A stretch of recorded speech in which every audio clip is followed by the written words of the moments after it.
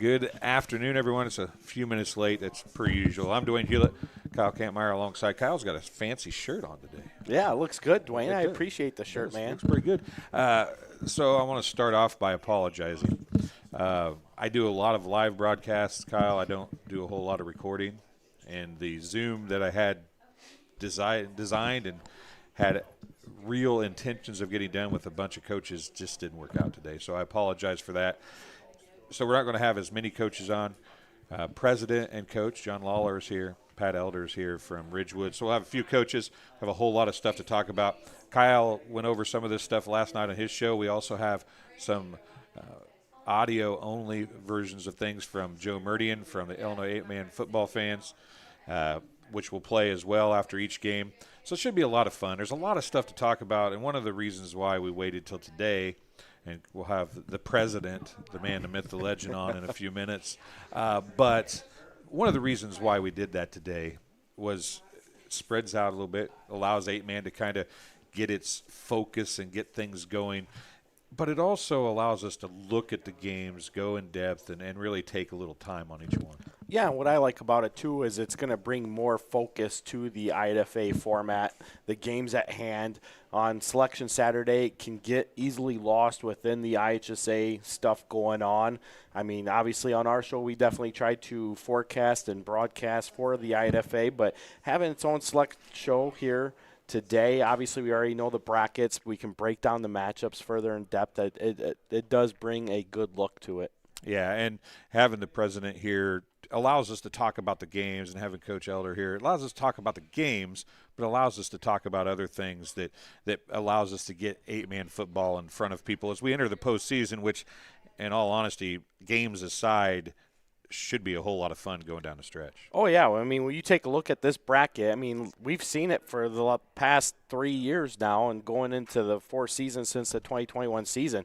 We've had some excellent playoffs take place in 8-man football. The excitement's there. When we get to the state championship game in Monmouth, there's been a lot of excitement around that game with the participation in those games. And looking at this field that we have in front of us, we're going to have the same exact excitement when we get into the later rounds of this tournament. Yeah, if you've ever been or have not been, you need to get to Monmouth for a state championship game, because the atmosphere at Monmouth, I've covered through the years a lot of IHSA championship games. They do those in huge stadiums, and the small schools sometimes almost get lost in those big stadiums.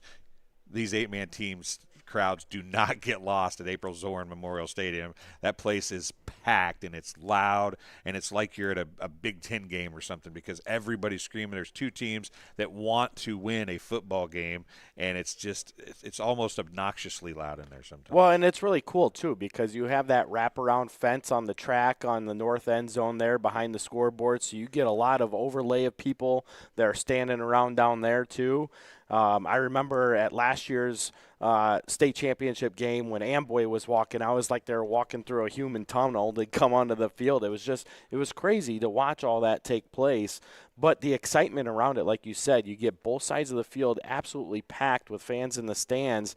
And even up in the press box with all the windows closed, because it's about 20 degrees outside when you're in Monmouth in late November, you can hear the roar of the crowd. I mean, like you said, that energy is there, and the temperature has nothing to do with it. People don't care. They come to the game. They want to watch good football.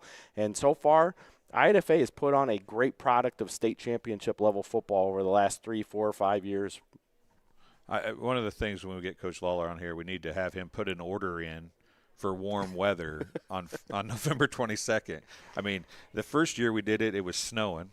When we did the first championship game. The second year, it wasn't snowing, but it was miserable cold. It was so cold that my cameras would shut off even with batteries in. They couldn't charge the batteries and run the cameras at the same time, so they'd die. So we'd have to switch to a different camera. Last year was chilly, but it was actually pretty nice. So maybe it'll just continue to get better. Is there any chance of that? Probably. Well, take a look. It's always hard to predict November weather in Illinois.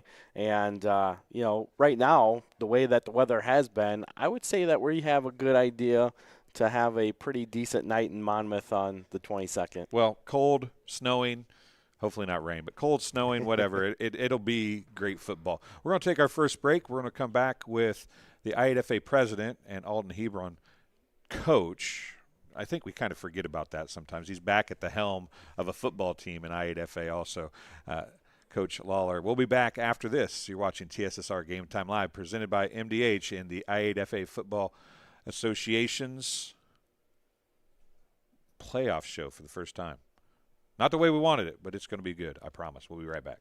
There's been a lot of rewarding parts working at McDonough District Hospital. I've had patients come to me that maybe have not had care in the community, care available. So with the addition of nurse practitioners lately, we've been able to add more care, and that's very rewarding to me. My hope is that when the patients leave at the end of an appointment, they leave and they definitely feel like they've been listened to, and they feel like their needs have been met, their cares have been met, and that they're going to get the proper treatment that they deserve from me as a provider.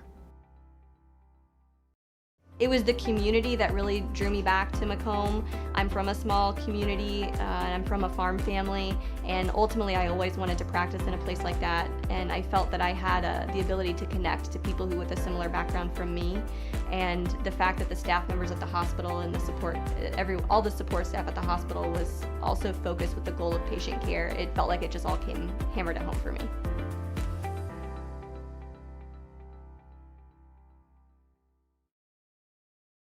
And welcome back. You notice I slid myself off the side of the camera a little bit to put the president in the middle. That's where the president needs to be, right? I don't know about that. Well, that's where I think you need to be. I could probably slide off here a little farther, actually. Probably be okay.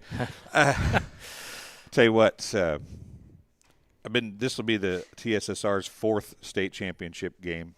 We've kind of tried to expand the coverage every year.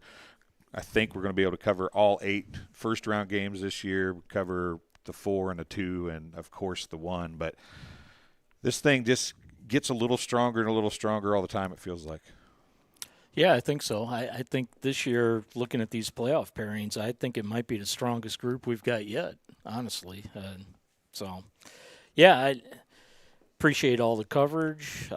We've been able to get more games on, obviously the YouTube station and TSSR, and the coverage we're getting from the guys up north is fantastic. So I think there's a lot of excitement. Now, obviously, there's a lot of talk about IHSA and I8FA. I don't know that that's something we want to talk about today, but one of the cool things that I8FA is able to do, because you're your own association, right, is you're able to focus on you. And I think that's worked well for you guys so far. Well, I think so, and we obviously take into consideration what the schools and everybody wants. I mean, not that the IHSA doesn't, but we're a smaller group, so we can listen to what the input is, and like the talk the last few years was a committee to make the schedule to try to help things settle down there a little bit. So we made a committee this year, and we kind of put it on them, to make the schedule. So it took a little pressure off of myself and Bill Shepard. We used to always do it before, and so that's helped, So as this thing gets bigger, you also have to pass some of that on to other people. So how excited were you?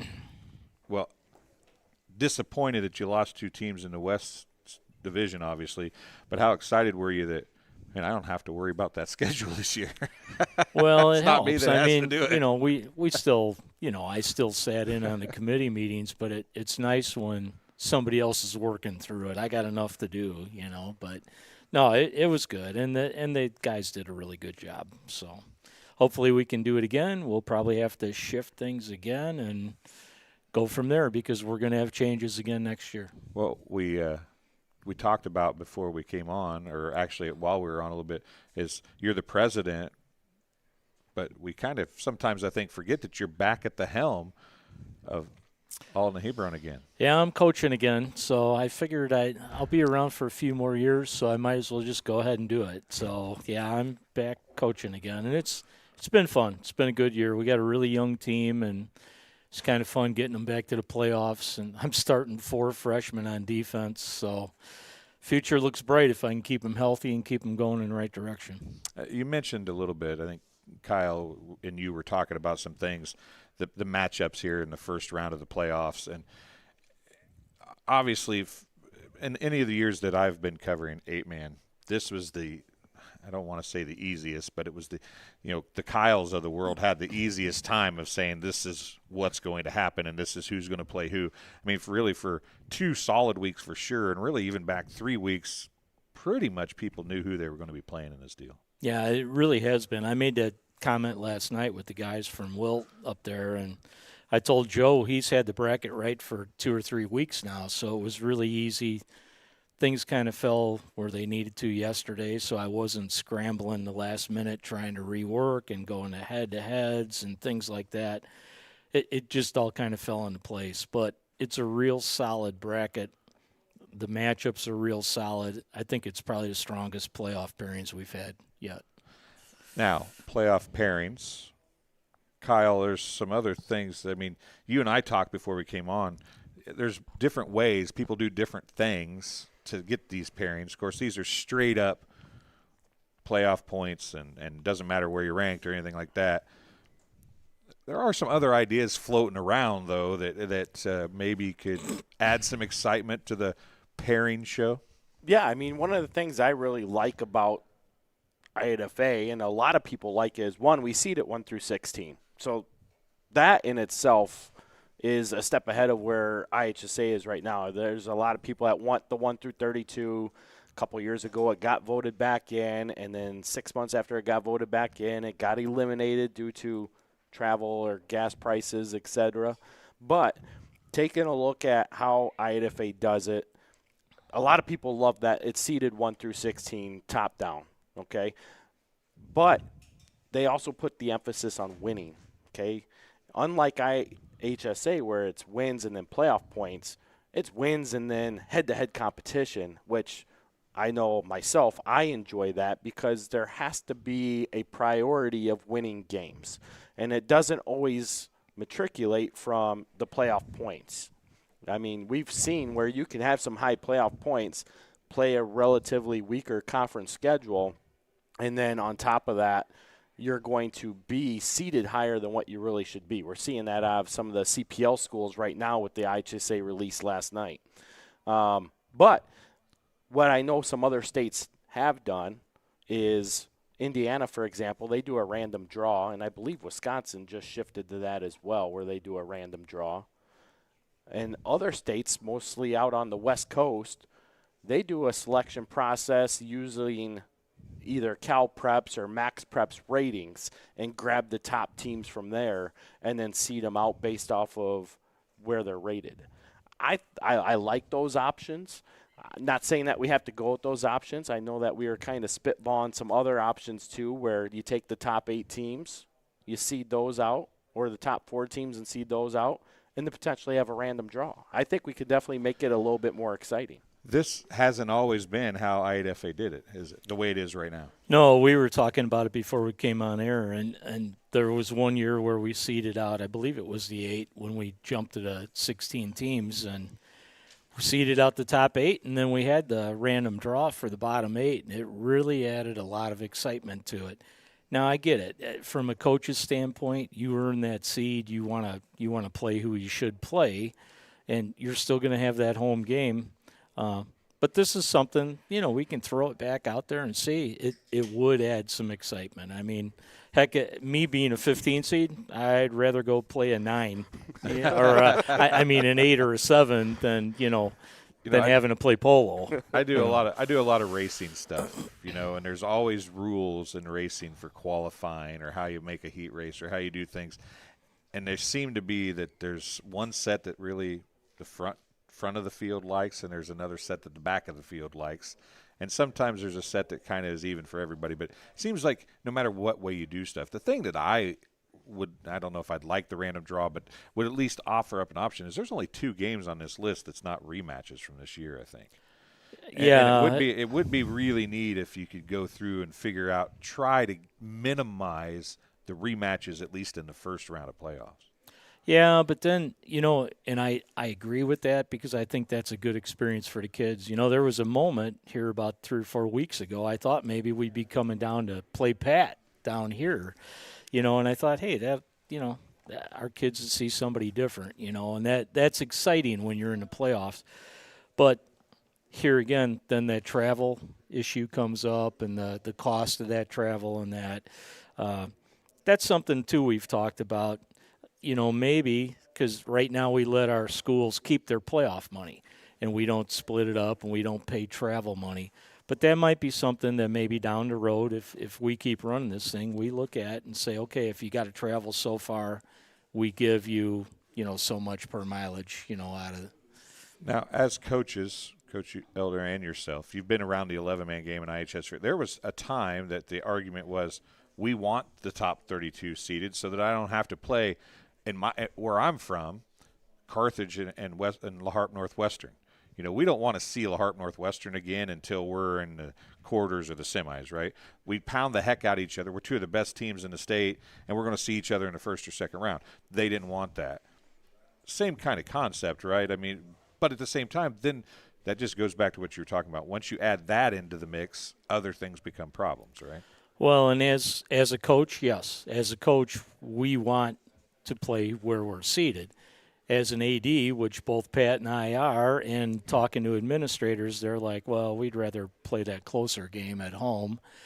And, we were just kidding about it before we came on the air. For years, it was like the first 3 years when I coached 11, man, it's like, well, we're going to Stockton. We're going to Stockton. We're going to Stockton. It almost turned into a joke. It was like the 10th game of the year, just put it on the schedule, So I much would have rather played someone else at that point, But at least you had a Week 10 game. Right? Exactly. Right. There is a plus there. I will tell anybody, if you have questions, we do have our live chat open, so keep them clean if you would. But hop in the live chat, and if you have questions for Coach or for Kyle or I don't probably have a whole lot of answers. Kyle might have a ton of answers because he does all kinds of research on a regular basis. That's one of the things I don't do much of, Coach. I tell everybody that I'm probably the least prepared broadcaster in the world as far as following stats and doing stuff like that. But there's some guys, especially Kyle and Joe Murdian, who dive into that stuff on a weekly basis, which makes what I do easier, and it makes it a whole lot more fun for, I'm sure, the kids and the coaches to watch too, doesn't it? Well, I think the stats, you post in stats. Kids like to see the stats. And, as a coach, I would say I'm not a huge stat guy. I look at trends probably more than I do, just big games from kids. But that's kids and fans want to see stats. So I think it's very important to get them out there. Well, and that's why I do it. I've always wanted to replicate what the newspapers used to do back when I played, and obviously as things have shifted more towards a social media market, we're losing that newspaper print. Yep. And I remember in our area, which was the Freeport area, the Journal-Standard and the Rockford Register-Star, they would always list the stats every week. They would have a list of the matchups every week, and then you'd have a panel of people that would pick who they felt was going to win. I know the Champaign News-Gazette still does something similar to that. But at the same time, with a lot of things going to social media and the websites, you're starting to see print media kind of die out. So how do we replicate that to keep that going? Because like you said, there's a lot of excitement, and kids like to see their names in the lights. And especially in small school football, I'm a small school football guy. Everybody knows that. But we don't get the publications that your big city market teams do in the Chicagoland area, the St. Louis area, the Quad City area. We just don't have that. So it's important to get it out there and have a platform to do that. And, when the NUIC specifically decided to split off where half the teams were going to stay playing 11-man and the other half went to 8-man, I was on the fence. Do I start covering 8-man football or do I stick with 11-man? And at the end of the day, I was like, no, you know what? We've already put this much time and investment into all of these programs. We've created a rapport with all of these coaches, athletic directors. We have to give them their ability to be represented. And the 2021 season was really the year that we had all of that fallout. I was at the semifinal game in 2019 between Polo and River Ridge. That was actually my very first 8-man game I saw in person. And then I watched the YouTube broadcast of the state championship game between Milford Cisna Park and Polo in 2019. And that was very exciting because like we talked about last night on our show, is 8-man football is still football, and you have to be able to have a high level of football in order to see success. There's bad 11-man teams. There's bad 8-man teams. And bad football is bad football. Don't care how many people you have on the field, right? Yeah, but good football is still very good football. I mean, we've referenced that 2021 game between Polo and Orangeville multiple times. Even last year's game with Amboy and Ridgewood was the regular season game was a good game.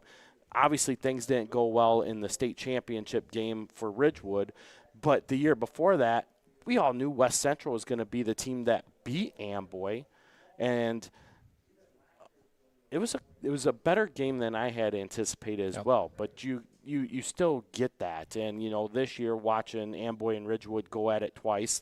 Week 1 went by way of Amboy. Week 5 went to Ridgewood, and that was a big game for the Spartans. And obviously there's a lot of excitement for the possibility of that quarterfinal matchup game coming to us, or not quarterfinal. I mean another opportunity for that state championship game to happen. We'll see if it gets that way. Obviously, taking a look at that top half of the bracket, you have Ponie and Amboy there, which are probably the two favorites, so to speak. And then going that lower half, you got a conglomerate down there. Yeah, it's going to be a lot of fun, and that's what that's what all this is about, right? Is getting these kids in a position, right, Coach, to experience the towns, to experience the schools, to experience what Friday Night Lights is all about. Absolutely. I mean, my goal would be to have more small schools that maybe stop their football programs, or like we had a 3-way co-op now this last year, and they took 2 of the schools and made their own team, and 1 of the schools and made their own team. So we gained 1 team playing 8-man, 2 teams playing 8-man from a 3-way co-op. I wouldn't mind seeing more of that, but I'd really like to see some of these small schools, and we really need some schools down south that maybe had programs that left their programs go by the wayside. Get 16, 20 kids. Give your kids that opportunity. Give them that opportunity. Yes, I know it's a cost, and I know there's some investment there, but give them back their Friday Night Lights. Start a football team. And we've got a really good league you can come play in. Well, and you mentioned that St. Anne actually did that, right? Yeah. I mean, they brought it. St. Anne started, since 1979, I think it was, since they'd had a football team. They did that last year, and now they're in the playoffs this year. Yep, and it only took them, 2 years to get there. Yeah. So we all knew they were going to have some athletes, so it's just a matter of kind of learning the deal and getting them lined up and getting them going. So. I hope that's what happens. And I've said it multiple times. It's not about trying to change the demographic of the 11-man 1A teams. We knew that was going to happen, but it's not about pulling teams away. It's about saving teams, saving their programs, and having other small schools start programs. And be able to participate. Yeah. I mean, for the kids and the schools and the communities, it's right. open to everybody. I mean, I've said it a million times. I'll say it one more time, and I'll probably say it a lot more times over the next several years. I had coaches come to me that have known me for a long time going, what are you doing? What are you thinking of? And I said, guys, we're just running out of kids. I'm running out of kids. So either we have to go co-op with somebody, which I don't want to do. We've got a good tradition. We've got a good program. We've been playing 8-man JV games probably since 2015. We probably started doing that just so the kids could play. I said, why not play 8-man? All these other states do it. Did you ever ask yourself what the heck you were doing? No, because here's the honest truth. It's still football. If you tackle good, you play good defense, you're going to win games. It's not. People have the idea it's arena. They get a running start on their routes. It's well, like occasionally they do, but they're not. Well, they're not supposed to, right? But I said it's not. It's still. And if you ask those kids when they're playing, they don't know the difference. No, they really don't. And you really, once the game starts, you don't even notice the difference. A lot of times. I think the biggest thing people realize they notice first thing is the narrowness of the field. Other than that, I don't think they notice really anything. Well, we're going to take a quick break. How about that? We'll come back with the first game, and we'll talk to Pat over there to see if he wants to hang out with us longer or if he wants us to skip his game to the front of the line since he's the first coach and the only coach besides you to be here. But you're the president, so that just makes you have to stay longer. That's how it works. I don't know. That's how it works. Well, we're going to take a break. We'll be right back here in about 30 seconds. You're watching the I8FA playoff show here on TSSR Game Time Live, presented by MDH. Minimally invasive surgery offers a variety of benefits to the patient. We are now able to offer patients a variety of operations with small incisions rather than big open incisions.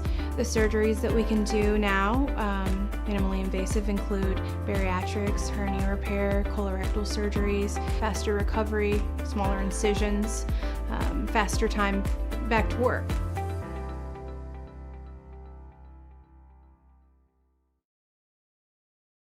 And welcome back here to Hometown Bar and Grill. I think that's that's the first time I think I've said that. Hometown Bar and Grill here in Cambridge, Illinois. They are very hospitable. They got great food.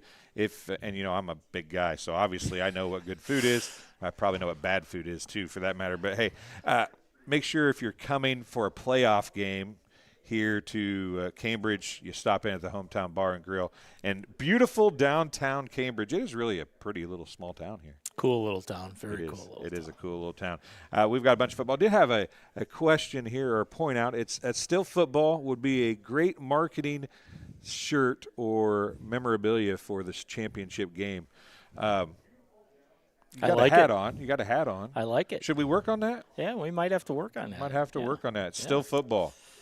It's still football. It's still football. It's still football. Well, speaking of it's still football, it's still playoff football. Hop in that live chat. We want to give a shout-out to Sequest. What is that? I can't even read it. Sequest 66? Sequest 66. Obviously, that's not a real name. But if Sequest wants to tell us who you are, somebody might be in touch with you about coming up with some marketing ideas. Let's talk about playoff football. The number 1 ranked Ponie Indians against Metro East Lutheran, the number 1 versus the 16th seed. It will be a Saturday at 5 p.m. contest in Ponie.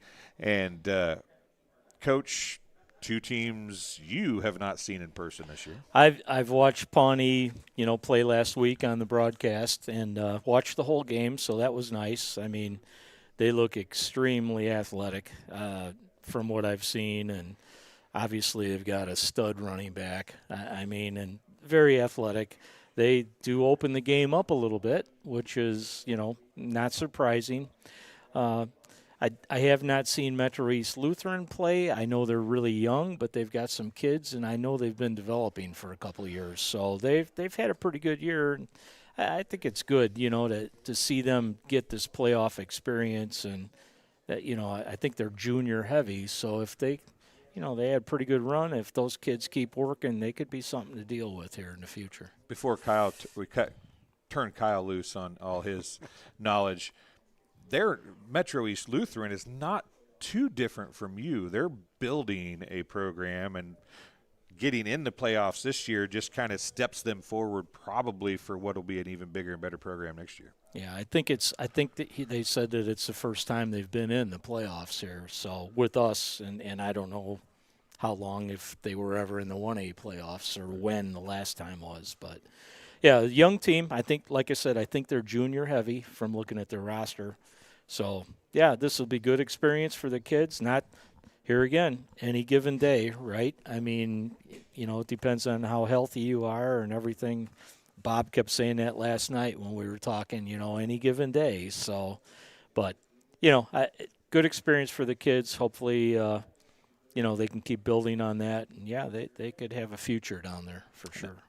Kyle, I've seen Ponie a couple times. So I've seen, I don't even know what, I saw him the first time. I'm like, oh, they're going to live and die by wart. And I see him the next time. I said, never mind, they don't need wart. Yeah. So, they've shown like the flip side of a pillow, right? One side is warm. Well, I'm just going to turn it over, get the cool side.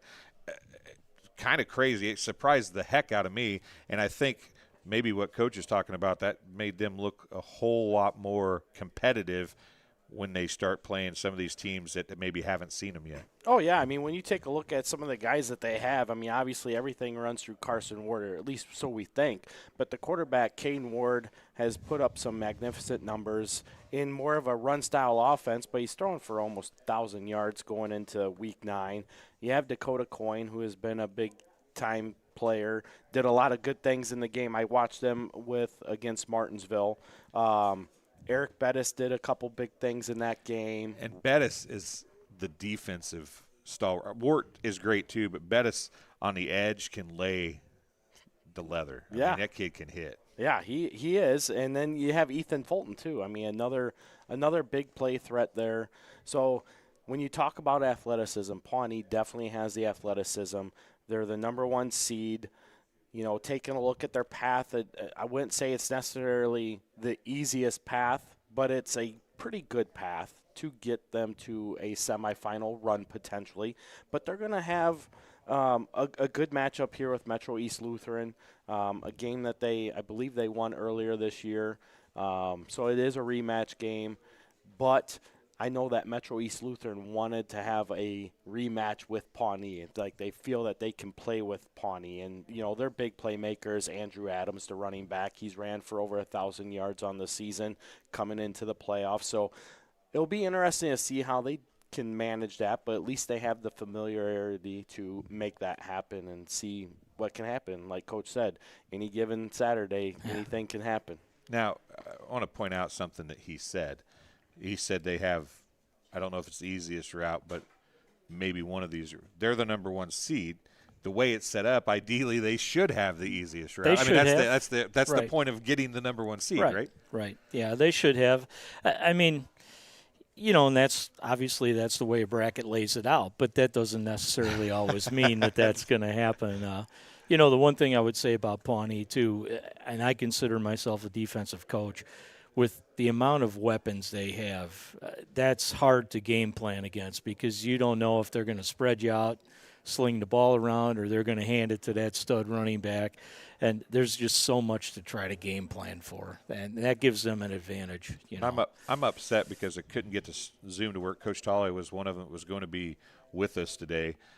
He's been great to work with in the 2 trips down to Pawnee this year, and I'm sure he will be continuously. But I said to him when he came up after the second game that we did, I said, where did that come from? Because you that says something about a young coach's ability, right? When he sees I can run the ball, but now against these guys, maybe I just need to come in here with a little different mindset and throw them off. So that makes all the coaches up here in the north and around the state say, well, this isn't a guy coming into this deal as a coach who's set in his ways necessarily. He's able to adjust and look at what he's facing and work with it. Well, and probably a smart move on his part too, because now he's just put that out there on film. So as a guy that's going to play against him, you've got to prepare for all of it, not just one. You know, so I think it's a real smart move by him probably. Metro East Lutheran, you know, it's for years a 16 never beat a 1 in the NCAA double A, you know, basketball playoffs. It finally happened. Not sure that it's going to happen this time, but you have to get here to have a chance to do it, and they were able to get here for the first time in I8FA. So that's saying something about a program that is trying to improve, isn't it? Oh, yeah, absolutely. And I know they had a couple really lean years when they first joined us. So to see them get to this, you know, they got to be proud of the kids. They got to be happy with the direction of their program. So wish them nothing but the best. I mean, it's tough, obviously, playing a number 1. But like I said, any given day, right? You never know. Well, we're going to step away and let you hear what Joe Murdian and the crew at Illinois 8-Man Football Fans had to say. They have a great weekly podcast, which they actually released one again this morning. So if you want to check them out, you can listen to them on Facebook. We're going to play that. It'll be just audio, so if you see a blank screen, not a big deal. Just listen to that. We'll be back with the second game that we're going to talk about, which is St. Anne and St. Thomas More. We'll be back in just a minute after Joe drops some knowledge on you. First game, number 1 seeded Pawnee taking on number 6. The Metro East Knights in Pawnee. Joe, your thoughts on that? Yeah, so this would be a rematch of a Week 4 game where Pawnee won 52-19. Again, Pawnee, very, very skilled offensive team. You got the running back Carson Ward. He's got over 1,000 yards, 17 touchdowns. Of course, all these stats I mentioned, folks, today, these were going into Week 8. I don't have any updated stats through Week 9. Then you got the quarterback Caden Ward, 861 yards passing, 12 TDs. A couple of his top receivers, Ethan Fulton and Dakota Coyne. I mean, Pawnee, very, very skilled offensive team. And really for Pawnee, all the games we talked about that would be big games for them, guys, they quietly, took care of business, won all those games by at least 2 touchdowns. Impressive wins. It's not like Pawnee had to sneak one out against a Martinsville or a Milford or a St. Thomas More. Like they took care of business every week. Now, granted, Martinsville, a little adversity, they're down 12 days at half, but then they outscored them big time in that second half. But the Pawnee Indians, earn the number 1 seed. They go 9-0. They take care of business, and I'm interested to see how things shake out for the Indians. Again, I got them a heavy favorite in this one, guys.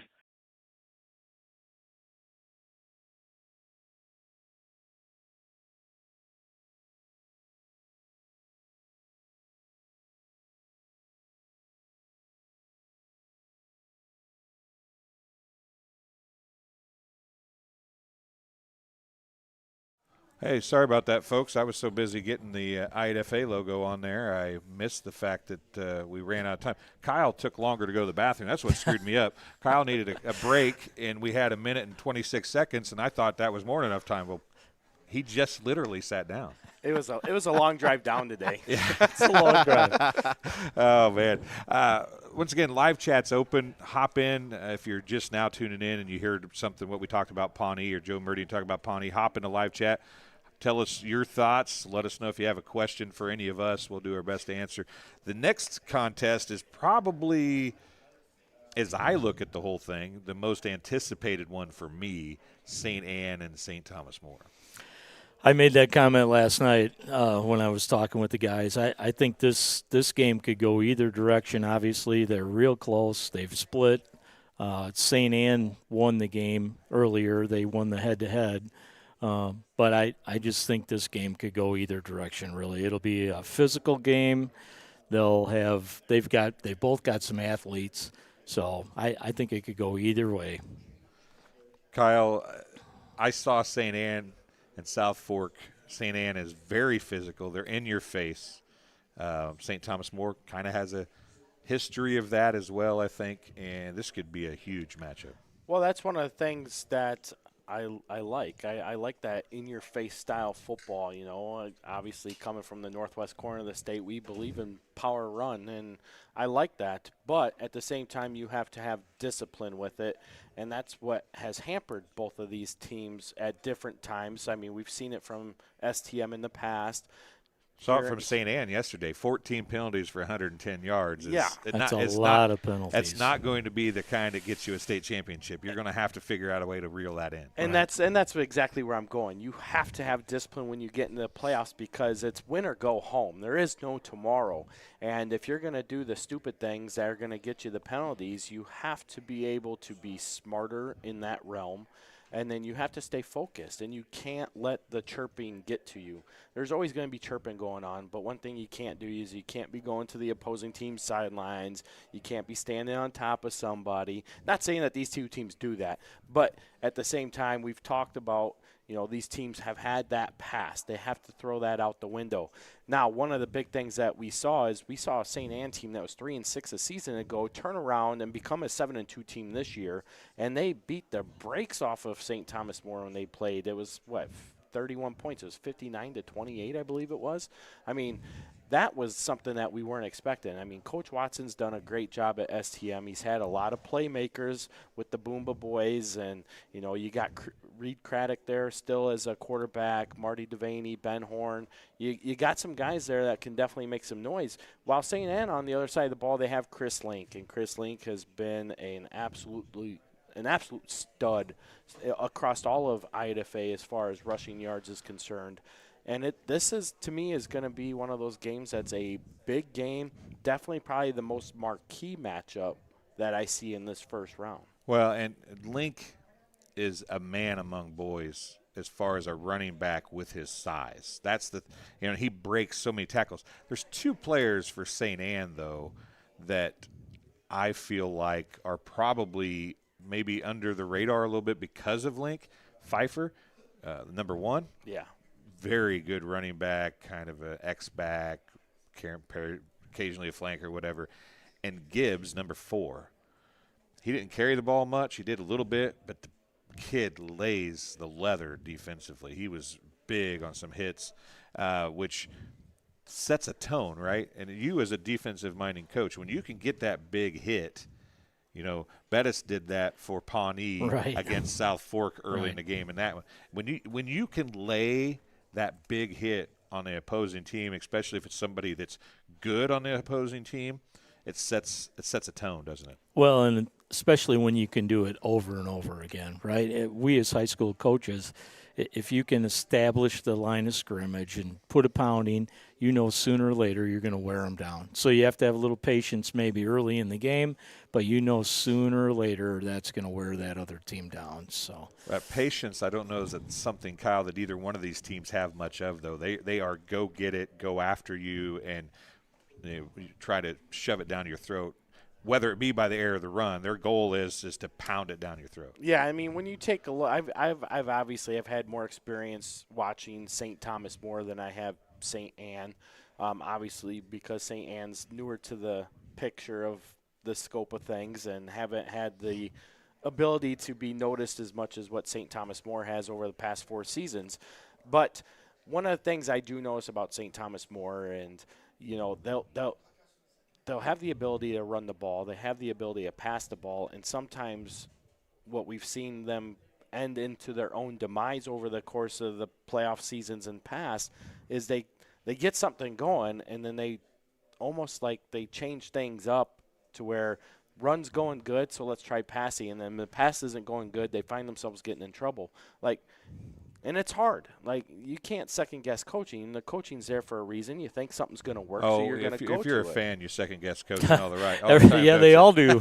They all do. You can feel the daggers coming through your back. But at the same time, I mean, one of those things that you see out of your perennial state championship-level teams is they're not looking to do too much. They're looking to find what works, and then they keep coming back to that.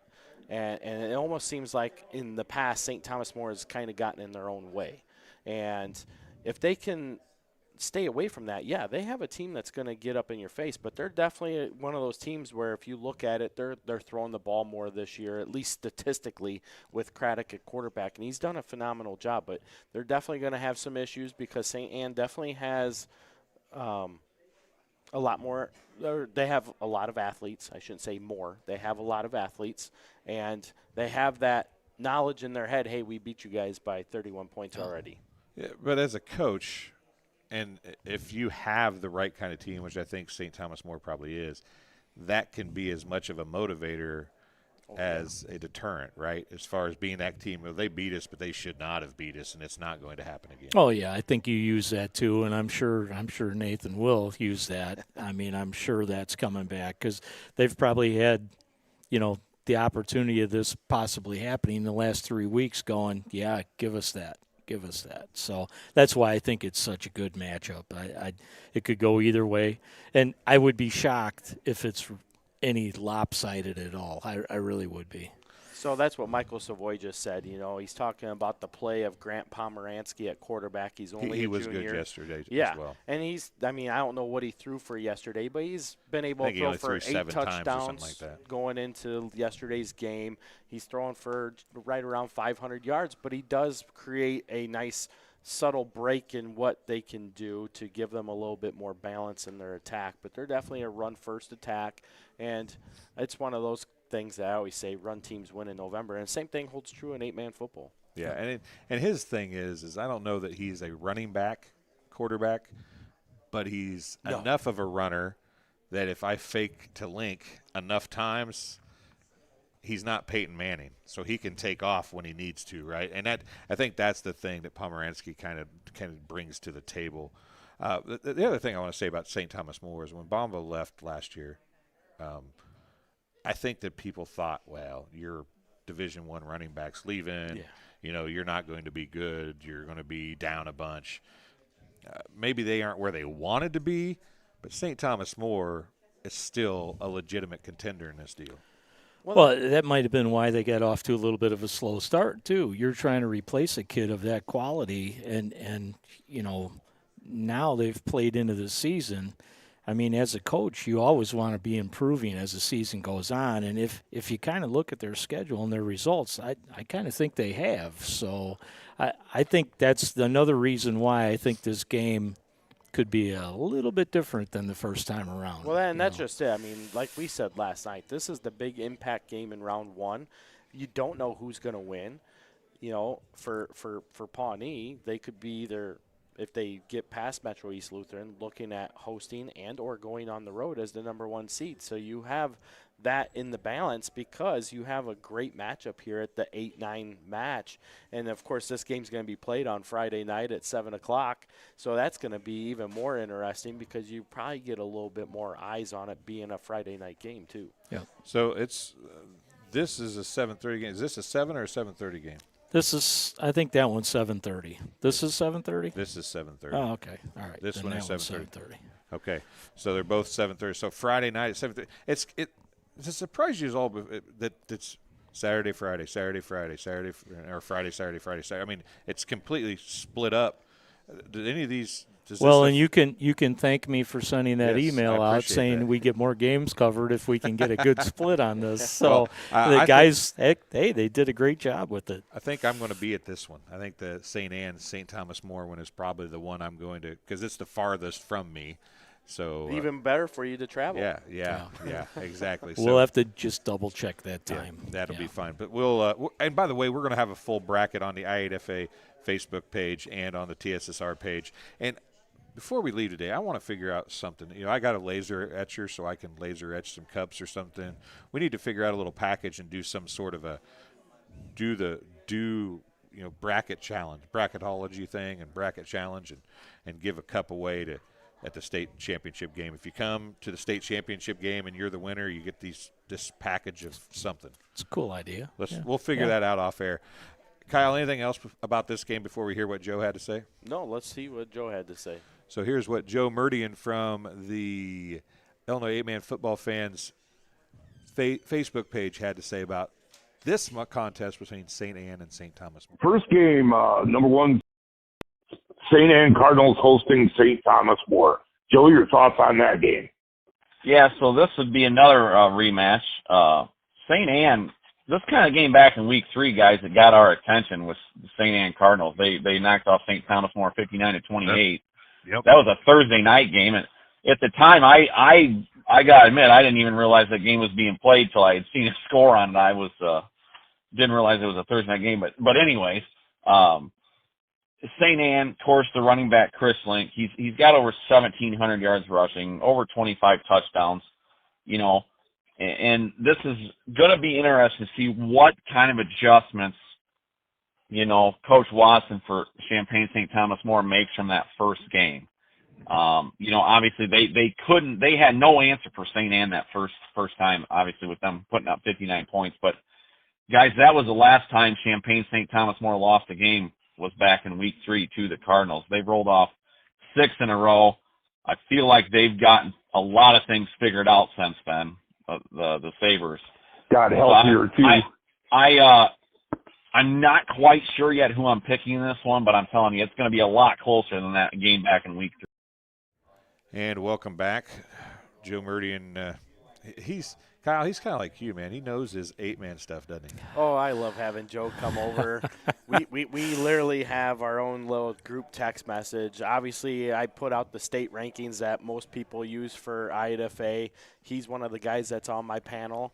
A lot of people question our state rankings too, so talk about that real quick. But I have a panel of 8 guys throughout the state. They're not just northern guys. Yeah, so whatever. I know. There's 6 of them from the north. Yeah.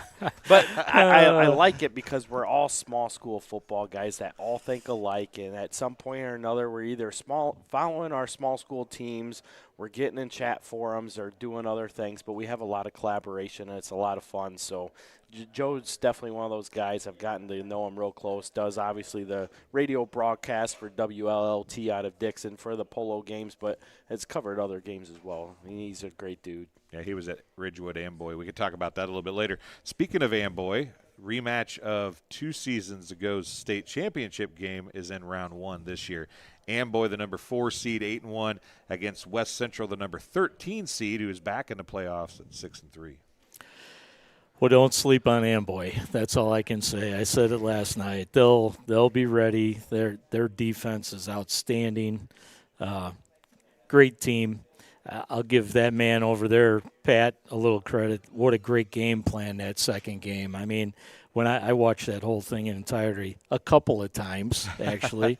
We run a lot of the same offense that Pat does, so I seen if I can learn anything. Stealing stuff, that's it is. But, I mean, just solid football team. And West Central, obviously, Curb does a great job. They'll be ready to play. He'll have them coached up. But that's a tough draw. That's a tough draw right there. Well, that Graham Kelly kid for West Central, though, is going to be one to watch for the next, after this year, 3 more years after that. I mean, the kid ran a ton this year, and he's going to only get better, I think. Yeah. But Amboy, they just reload. I mean, some teams rebuild, other teams reload. Ridgewood seems to be in that category, and Amboy is too. Polo's there, Milledgeville's there. They don't rebuild, they reload, and Amboy did it again this year. And I sometimes I look at teams or things going on, and I wonder, is a loss good or is a loss bad? And Amboy was on such a roll, and everybody was just chalk them up, best team, whatever. Ridgewood kind of knocked them down a peg, which in the end, in this whole scheme of things for Amboy, might end up being good for him. Yeah, as a coach, sometimes you say that. And how long could they go unbeat, right? And you're going to lose sometime, right? You're going to lose sometime, and it's better to lose to a really good team than a bad team to have one of those nights, And lose in the regular season than in the postseason. Right. But, I mean, yeah, be careful because you might have stirred something up in them too, Well, and I think that's what Ridgewood did, is they stirred Amboy up. But what a lot of people don't realize, Amboy was very good athletically last year, but that line was just something different. And a lot of those guys graduated with the exception of Quinn Leffelman. So they had a lot of guys that they had to replace in order to be where they're at, where, like Coach Elder, he's got a lot of guys that came back off of that state runner-up team from a season ago, and having that experience in those big game moments is huge because that's something you can build off of. You can create a lot of things in, and obviously Leffelman for Amboy got hurt earlier in the year, and he was coming back in that game with Ridgewood. I think that was his first game back from that injury. To me, he looked like he was playing a little bit slow, and Coach Elder did a great job of attacking that side of the ball as well. And, it was the dynamic duel that they had last year at the defensive ends with Brennan Blaine and Quinn Leffelman. It's not the same this year, but, yes, they're still a very good, solid team. You've seen the rise of Josh McKendry at running back. Eddie Jones has been playing phenomenal. He was a backup to Tucker Lindermeyer, who was the quarterback on that 2022 team. And that was the biggest question mark for Amboy last year, was the play of Eddie Jones. Could he be that guy that could fill in and do these things?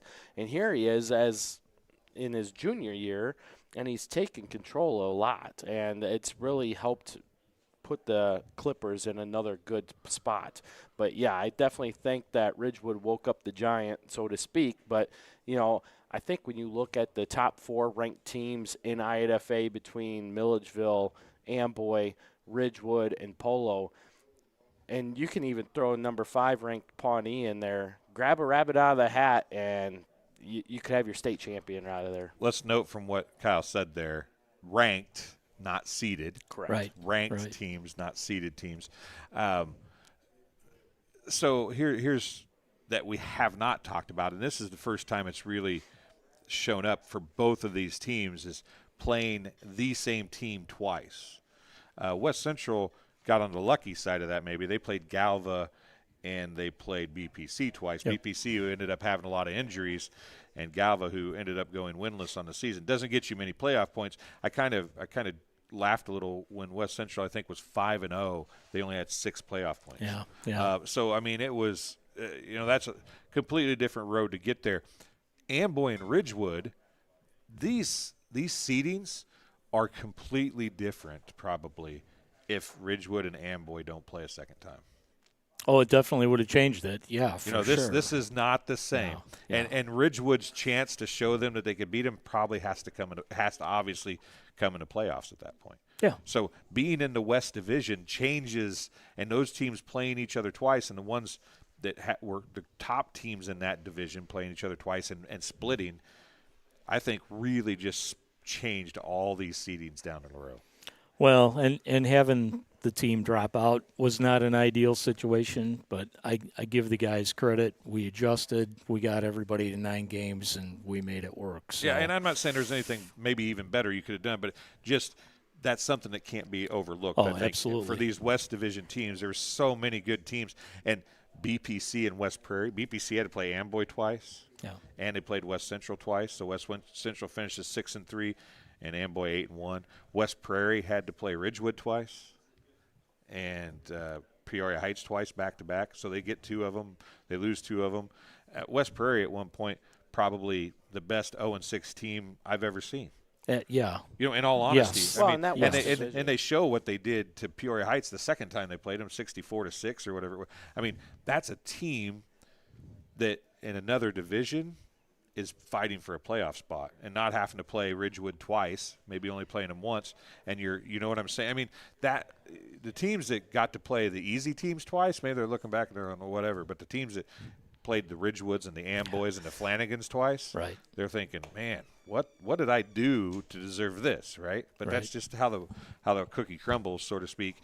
Kyle, as we look at West Central, we talked about Graham Kelly. Who's going to be key for Amboy? I know we talked about Eddie Jones, but let's look past that. Is there anybody in your mind defensively, offensively that's going to be key for them as they make this playoff run for what they hope to be deep into the playoffs? Yeah, I mean, defensively, you still have Quinn Leffelman, who returns off of last year's state championship team. You have Braden Klein, and I think those 2 guys right there, you can add the play of Eddie Jones as a defensive back and Josh McKendry as well. Those guys are going to be the guys, and I don't want to be remiss, but you got to add Ed Fry into this mix too, because he's been a big playmaker for the Clippers defensively.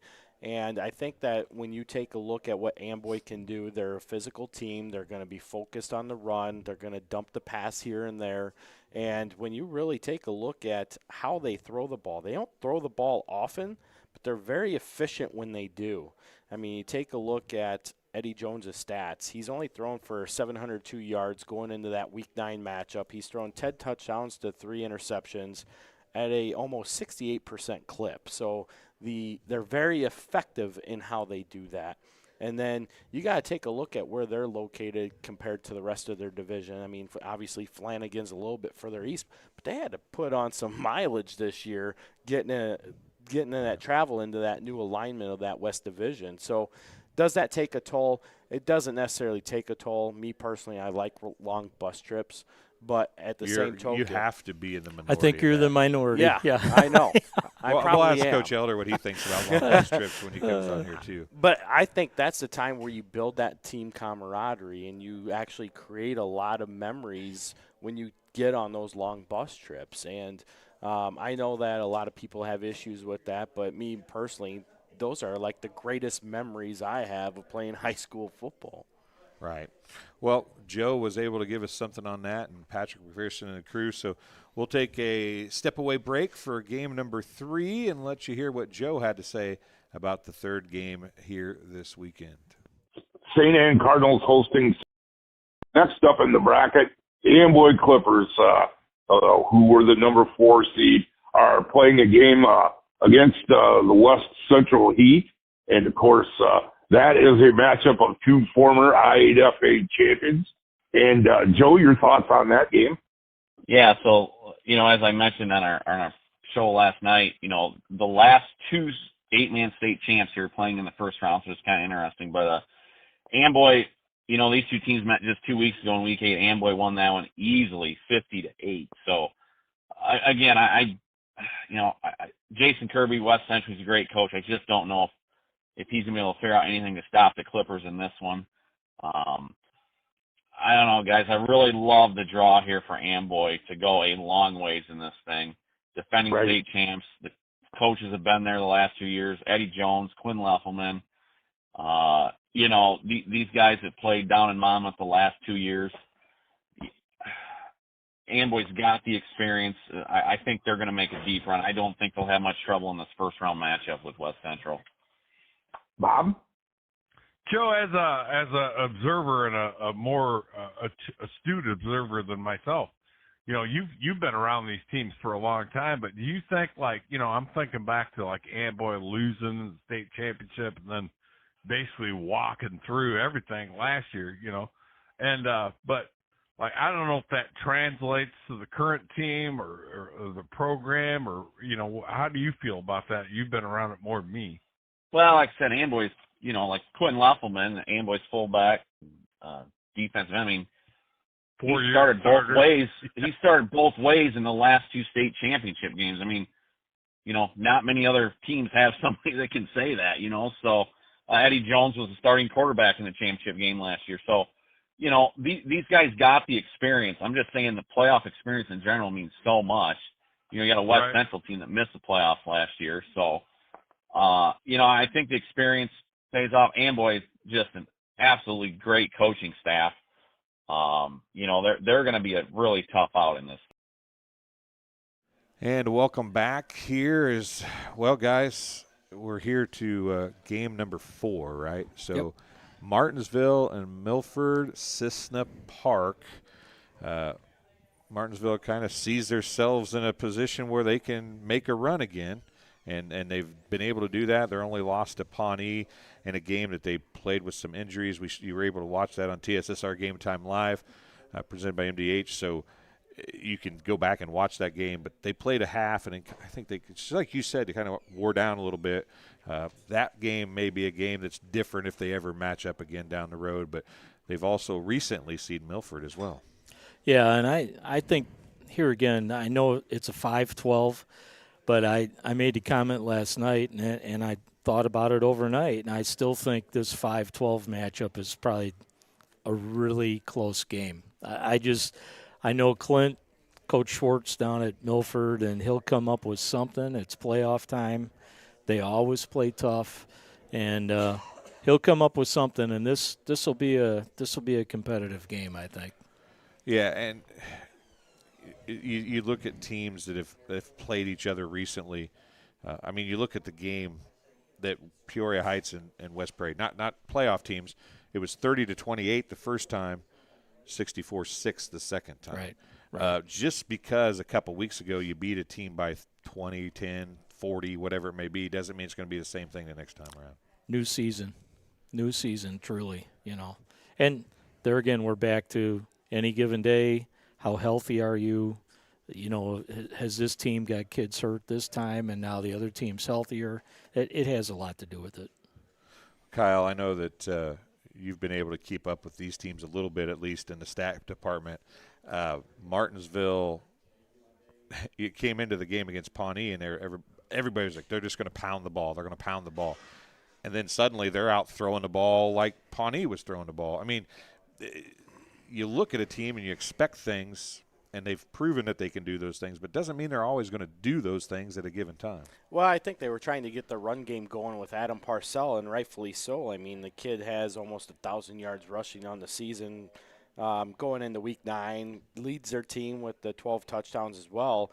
And then you add on to the play of Caden Simons, who is also, one of those guys that does the amount of work at QB for them, so he's more of an option style type quarterback where he's thrown for 600 yards, he's ran for almost 500 yards, and going into that game, obviously, when I put out my playoff projections, I had Martinsville being the 1 seed because I felt like that they would beat Pawnee.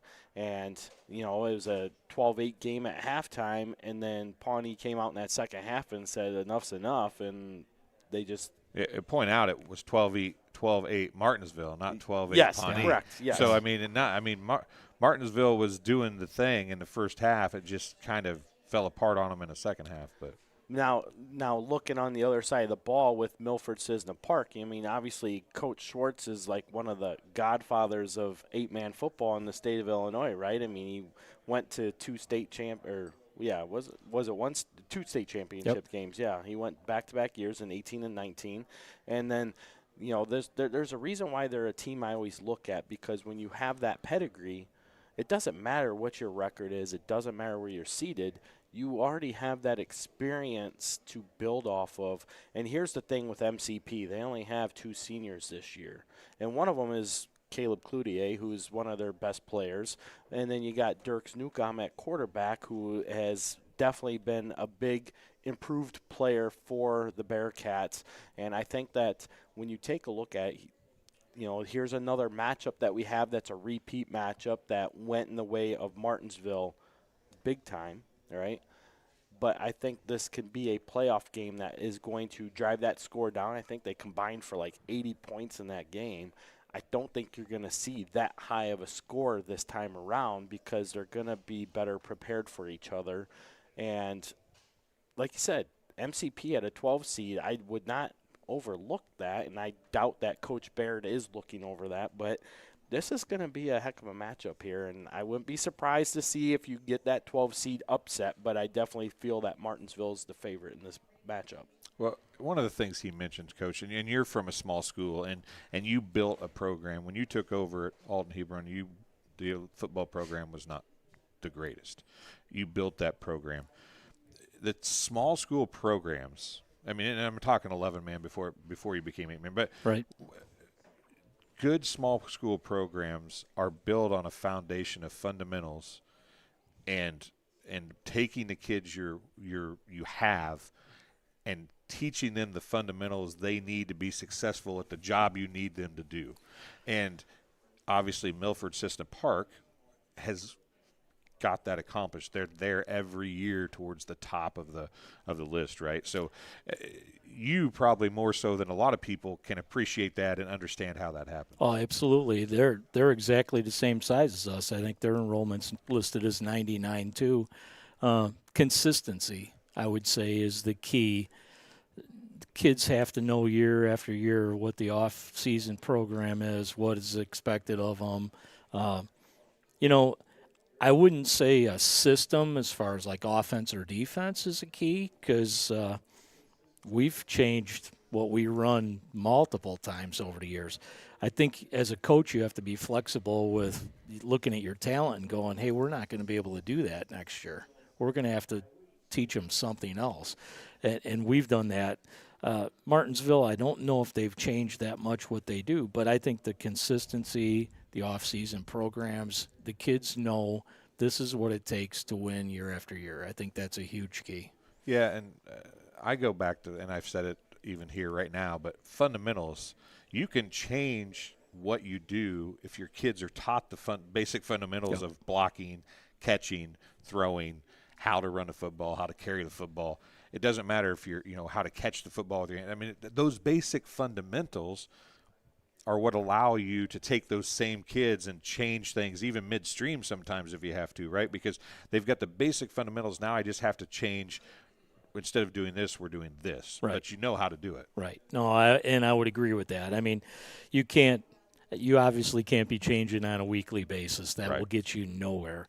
But to change from one season to the next and install a system that might fit your talent better, I think that's just smart coaching, honestly. Yeah. And that's what the best coaches do is I always said that about Tim Tebow.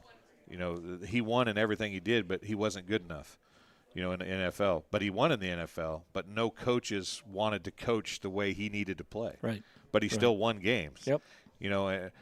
He's not good enough. Well, it's not that he's not good enough. You're just not willing, right? To a certain extent, you're not willing to do that. Well, as coaches, the best coaches see what they have, they adjust to what they have, and they make it work. Right.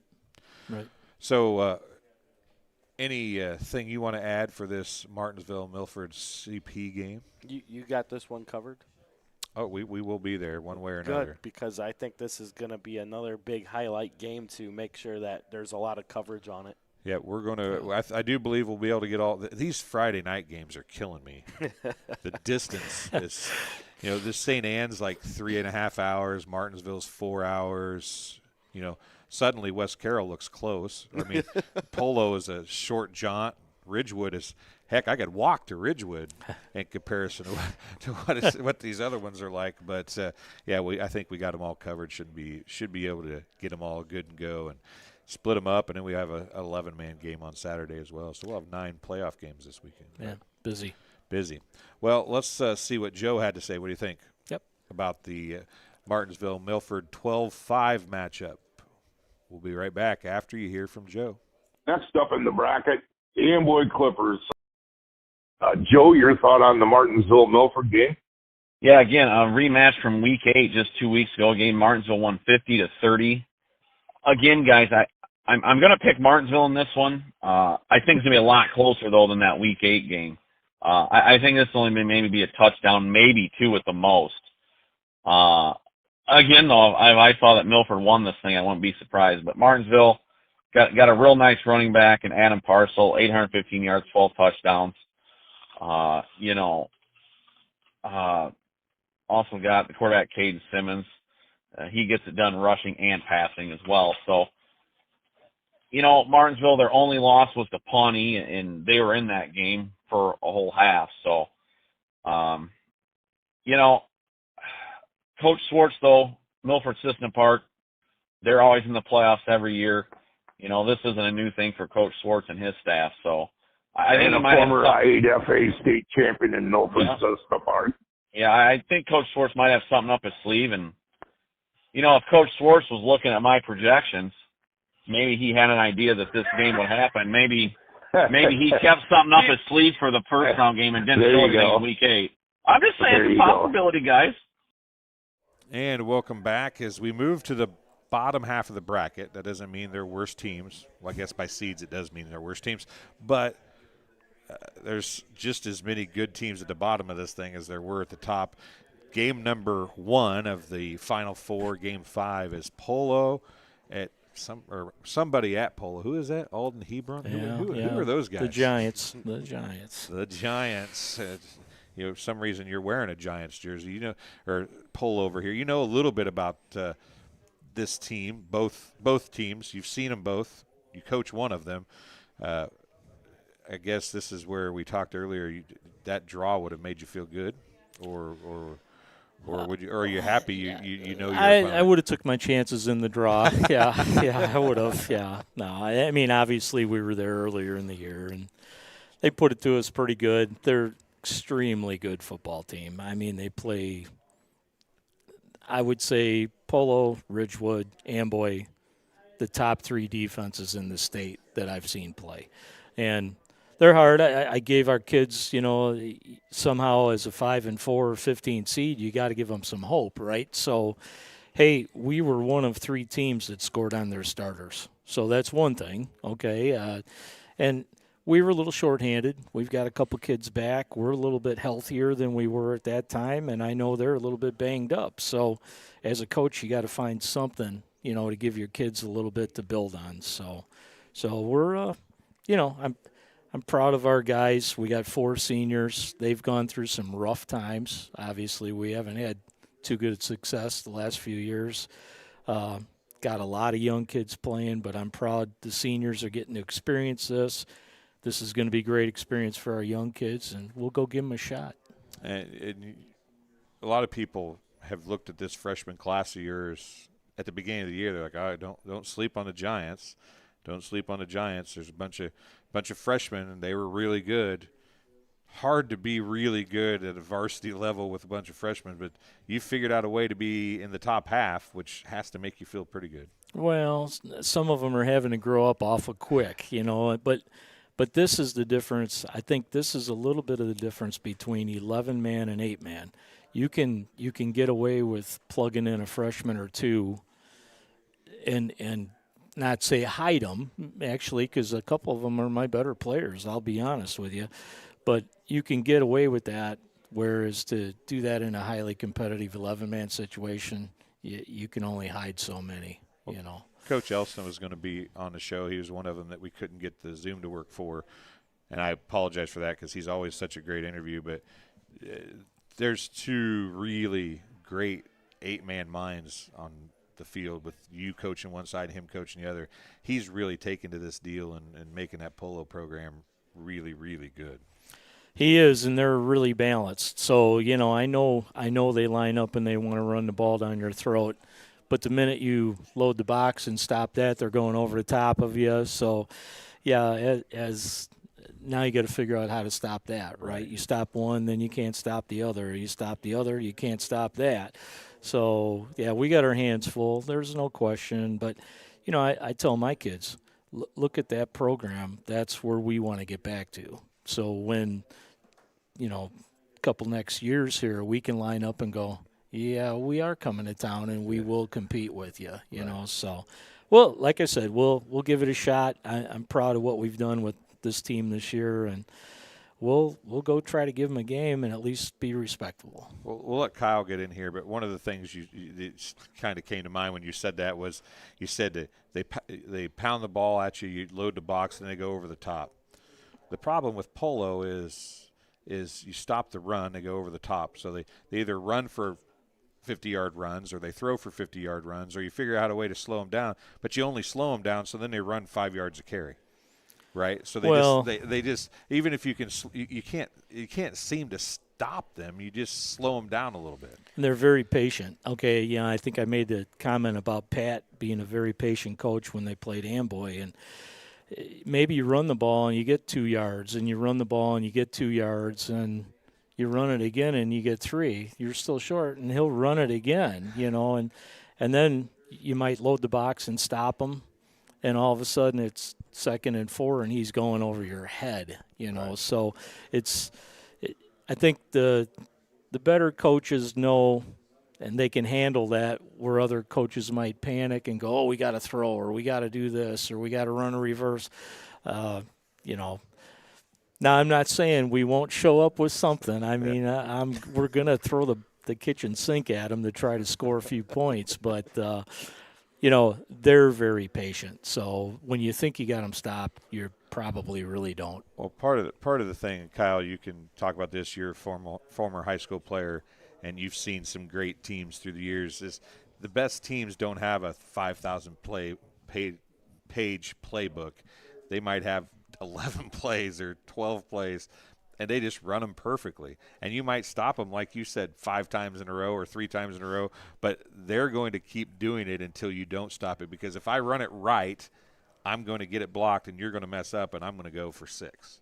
Right. And then the best coaches, and it's not literally 11 folks, I'm being facetious, but no, it might be. It's not very deep. It's not a very big playbook, and they just run them correctly. And when you do that, your yards come, don't they, Kyle? Oh, absolutely. I mean, I got to play against those great Carthage teams in the late 90s when they were going to the state championship, it seemed like every single year. Yeah, that's when I was covering. And Coach Unruh, going to what your point was, Coach Unruh said, yeah, we would practice the same 4 plays to the left that we'd practice to the right, and that's what we ran. And, you know, he had the kids that do that. I mean, when you have a fullback like Curtis Bisbee and we're running back like Wyatt Green, you're able to do those things. You know, this goes back to exactly what we were talking about earlier about coaching, though. Curtis Bisbee was a fullback, a guard, a fullback.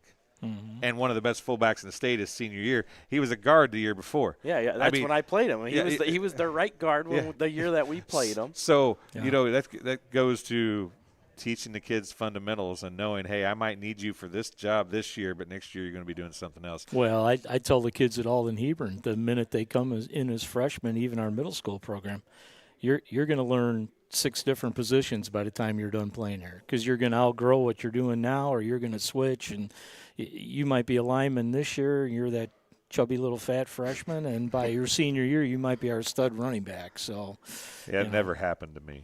Well, that's the growth. I was always the chubby little fat kid.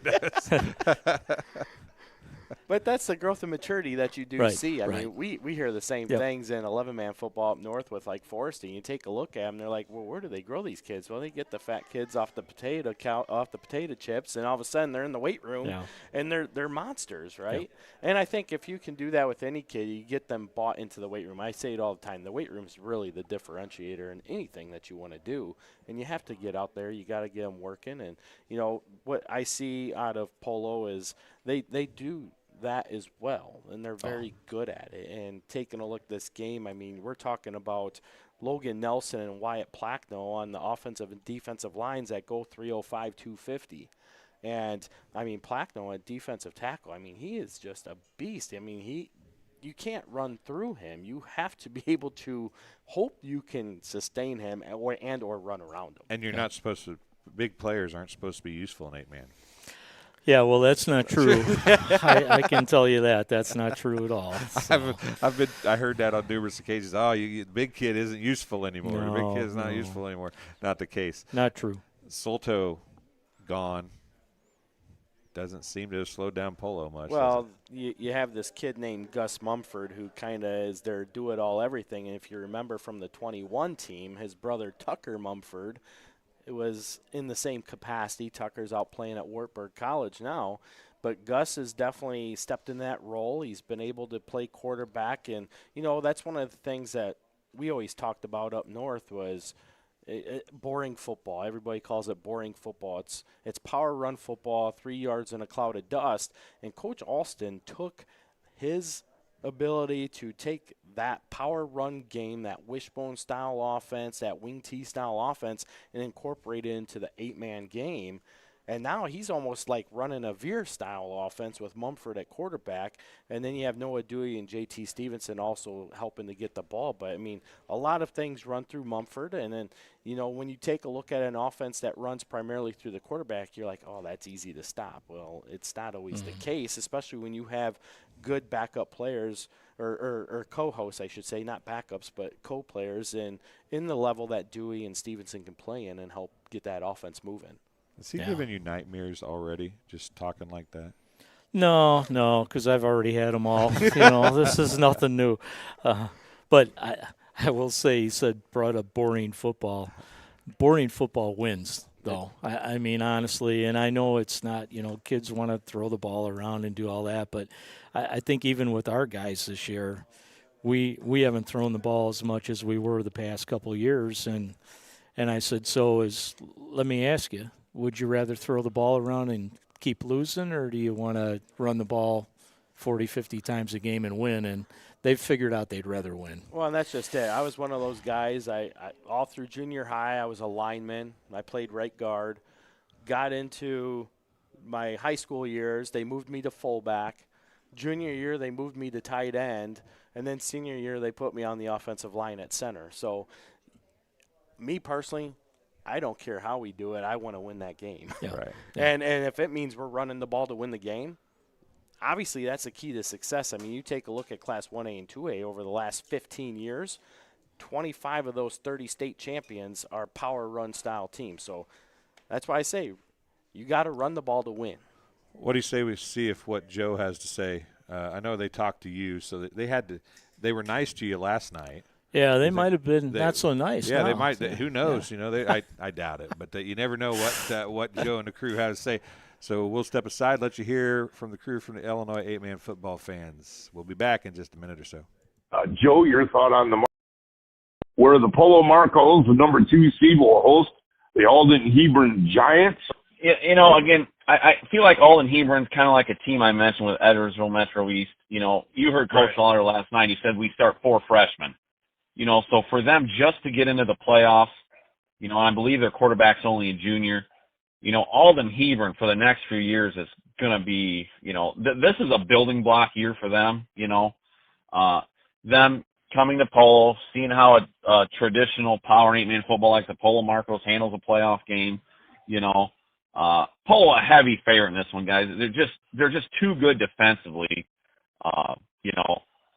And not bad on offense either. Well, no, but I'm just saying, even if Alden Hebron, you know, could find a way to slow down Polo's offense a little bit, I just don't see Alden here and being able to, put many points on the board against Polo. So Polo, a heavy favorite in this ball game. Well, not a surprise. Joe picked Polo. Yeah, that's okay. That's okay. That's okay. Leave it to the Polo guy to pick Yeah, Polo. no, right. Okay, right. Just kidding, guys. Just kidding. Let's move on to, we talked about you guys making the playoffs a key. A team 0-9 as an 11-man team comes in and goes 7-2, and they're the number 7 seed. West Carroll against Flanigan, Cornell Woodland. So FCW, a game I feel like this game could be another good one. I would agree with that. I said that last night, and we played West Carroll this year. We played Flanigan last year. Flanigan was young last year when we played them, and they still had a ton of talent. Put it to us pretty hard last year. I see this as a really tight game. I really do. I think West Carroll might be a little healthier now than they were when we played them. Yeah. But we had them on the ropes, and there again, we kind of let them off the hook, or maybe I wouldn't be sitting here playing polo. You sound like Dennis Green right now. Yeah, but, I think that's going to be a good game. You said 0-9 is an 11-man team, but I know I told everybody when they joined us, I said they've got a lot of numbers. They're going to have a new coach. They're going to have a new system. Watch out, because they're going to be better than everybody thinks. And the key for them was they didn't have an 11-man coach. They had a guy that had some experience in 8-man that came and took over their 8-man program, which kind of jump starts that probably a little bit. Wouldn't you agree? I think that was a good move for him to do that, yeah. I mean, because obviously he had coached down at Amboy, and so he's got that experience. So, no, I think this is another game, where maybe that lower seed might be able to step up. You have an opinion on this. We talked beforehand. You wouldn't be surprised to see Flanigan come in and give them a pretty good game.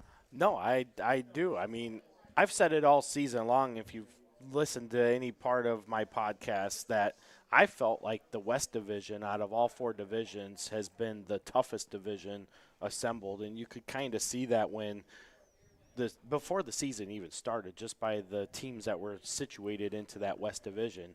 You had Flanigan, Cornell Woodland, you had Ridgewood, you had Amboy. I mean, obviously that was the biggest thing that we were talking about right off the bats was, oh my gosh, Amboy and Ridgewood have to play each other twice, and they were just in the state championship, and here they are, 2 teams that were looking at potential state contenders once again. But then you add in, Coach Kirby getting West Central back up and running again. And, you just could see top down. I mean, we thought that Bushnell-Prairie City and West Prairie would definitely be more formidable opponents, potential playoff opponents. They were in the playoffs a season ago. And I think they were. I mean, and that's the thing. And I'm not saying that they're bad, right? Yeah, I think they were. In any other division, they're probably a playoff contender. But having to, both of them had to play one of those top 2, which everybody considers to be a championship contending team, twice. West Prairie had to play Ridgewood, and we talked about Bushnell-Prairie City had to play Amboy twice.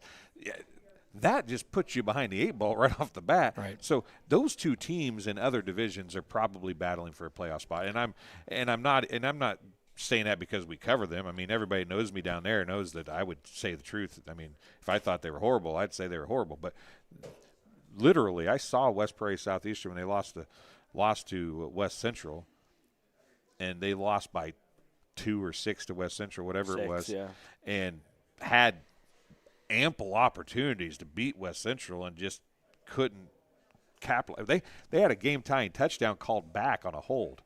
I mean, an 0-5 team at the time, I think it was, or an 0-4 team at the time, whatever the case may be, and you see that, Right. I mean. Yeah, So, I mean, Coach McCormick got a tough draw there for sure. There's no doubt about that. So Flanigan's played all those teams and has had some pretty good success against those teams. Yeah, I mean, you take a look at the 3 losses that they have. I can't remember if did they play Amboy or Amboy once, Ridgewood twice, I believe. So that's their 3 losses. Their 3 losses are to the 2 of the teams that, like you said, I feel are championship contending teams, and I mean, So- they weren't close games, but you got to take a look at what Coach Reed's doing at Flanigan. I mean, he had a very good backfield last year. Quarterback, running backs, record-setting style players for their program. And they had a young defensive and offensive lines. This year, that offensive and defensive lines are seniors, right? And they had to replace their quarterback and all their running backs. But out of that, you got Leland Durbin, who's been doing good things for them. He's close to 1,000 yards rushing on the season. And you have a lot of different things going on that I think the Falcons can definitely do some things here. This was one of those games where I think the seeds are a little deceiving. Like, I feel that FCW is rated higher and better than what West Carroll is. But it is a great story for Coach Sestata and the Thunder to go from an 0-9 team playing in the rugged NUIC conference, getting pounded all the time, to now they have more experience under their belt. Like you said, you have an 8-man coach who has come in and brought in the ability to get these guys going and really get them to the 7-2 record. And I mean, you take a look at the quarterback in Winter Harrington, the running back in Aiden Buchholz, and Connor Townsend's one of those physical players that we were talking about before we started the show about, you know, he's one of those kids that's not afraid to get up in your face and kind of get going. And you got to have a little bit of that tenacity, but you got to keep it under wraps and in control. But he's one of those kids that can definitely help lead that. And then you have Rafe Pickard-Shinchkin, the other running back too. I mean, they have the ability to be very threatening, but there's still some things that you can tell may not necessarily be to the level to make a run, where I feel FCW is that team that could pull off an upset here. Yeah, I think the other thing too, and I don't know, you know, I know West Carroll's a little bit healthier now than they were earlier in the year. I don't know if that's Flanigan's situation. If it is, then you'll see a real good matchup, I think, here. But I would agree. And having that experience on the line probably is a little bit more important. You know, never underestimate your skills, but me as a coach, I think it's always easier to replace skill guys than line guys, experienced line guys. Yeah, and that sounds crazy, right? Because everybody looks at the skill guy all the time. But the thing is this is going to sound horrible, but if you're a skill guy, you just have to catch and run. I mean, there's more to it than that. Natural talent. Right. It takes natural talent, whereas a lot of the linemen maybe aren't the most athletic, and they're learning to do things in a tight, congested footwork becomes extremely important maybe for a kid that doesn't have good footwork. Technique. Yes. You know, all that stuff becomes maybe more important than it does for a skill player, because a skill player has some of that natural footwork, some of that natural moving ability that the linemen don't have, but the linemen have to figure out how to get. Right. But we've all seen it where you can have that stud at a running back or a quarterback position, and if he doesn't have the hogs up front being able to work for him, it doesn't matter how fast he is, how talented he is, he's going to get smoked on every single play. He'll break and I agree with Coach. It's harder to replace linemen than it is harder to replace skilled guys, because if I have a good line, I can throw your grandma in the backfield and she's going to run for 1,100 yards. But if I don't have a good line, that's not going to happen. Yeah. 1,100 yards, really? Yeah. I want his grandma. Yeah, no kidding. That's what I was thinking. I want his grandma. I want his grandma to play for my team. Well, let's see what Joe had to say about that, and we'll get Coach Elder up here to talk about his game. And there was a comment in the chat about who played who the most times. We talked about 3 losses for Flanigan coming to Amboy and 2 to Ridgewood. Ridgewood played Flanigan twice and Amboy twice. Yeah. So we'll come back after this and talk to Coach Elder and see what he has to say about his team moving into the playoffs. We'll be right back. Where the Polo Marcos, the Flanigan Falcons, who traveled to Savannah up in the upper northwest corner of the state against the West Carroll Thunder. We talked a little bit about Flanigan, talked a little bit about West Carroll. Joe, your thoughts on that matchup? Yeah, guys, this should be one of the best games of the first round, in my opinion. You know, Flanigan, you know, you look, they finished 6-3. They lost to Amboy once. They lost to Ridgewood twice. And they handled everybody else they should have handled. West Carroll, got pounded by Milledgeville and Polo, but won every other game on their schedule. You know, there was a few close ones, the game with South Beloit, the game at Alden Hebron, but both two playoff teams. You know, you look at Flanigan, you know, Seth Jones at quarterback, 813 yards, 10 touchdowns. Leland Durbin, the running back, 861 yards, 10 touchdowns. Of course, West Carroll, they got that ground game too with Pickard Shinting and Aiden Buckholz. You know, so it's going to be a lot of ground and pound in this one as well. I just feel like Flanigan Woodland Cornell's played a little bit tougher schedule, and I think that's going to benefit them, guys. I'm picking the Falcons to pull the 10-7 upset here in this one. Welcome back. Have a different face in between us. A rose amongst two thorns. Coach Elder joining us. And Coach Ridgewood is a team that we talked about. Flanigan had to – their 3 losses come to 2 to you, 1 to Amboy. That's a pretty tough schedule. You played the other top 2 teams in your West Division twice each. You played Amboy twice and Flanigan twice. Yeah. I mean, so that, you know, it can only help us going into the playoffs. You know, obviously we were able to find a way to scratch out 8 wins, you know, so with a pretty tough schedule. So you have to hope that you're tested going in and that having to play those people will benefit you down the road. Kyle's already said here on the show that he feels like the West Division was the best division. You've played through the season in the West Division. What's your take on that as you got through the season? Well, I mean, we're going to find out, I guess. You know, obviously I thought it was a strong division and had good people in it, you know. And, you know, you guys talked about West Prairie and Bushnell. They both had the injury bug, and part of that was, you know, they both had Amboy early, and Amboy nicked up a couple guys, and that hurt them. And so that significantly changed their season on that front. You know, it just like an 11-man, when you have a closed conference, you don't know. You know, so you'll find out.